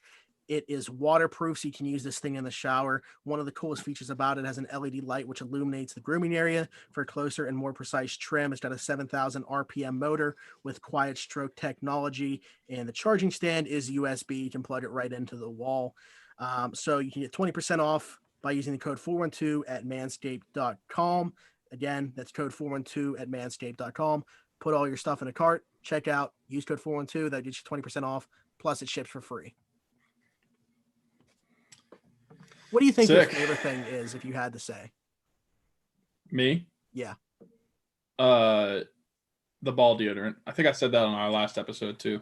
I think that's my favorite thing so far. Just I really, like I've talked about before, I just, the body wash I think is my favorite. Yeah, you guys got like body wash and shit.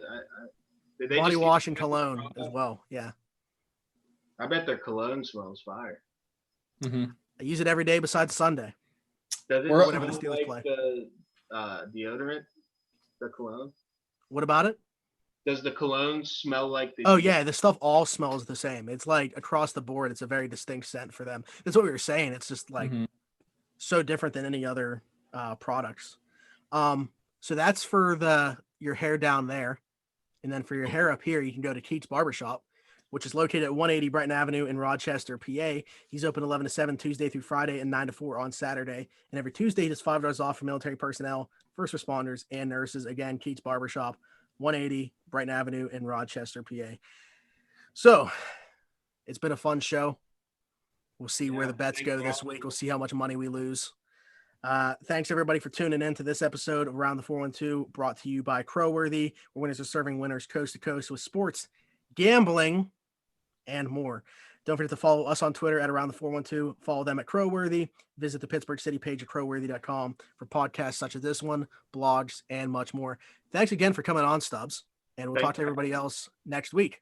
I mean, I had a pretty busy schedule. I had to slip you guys in there, but this was fun.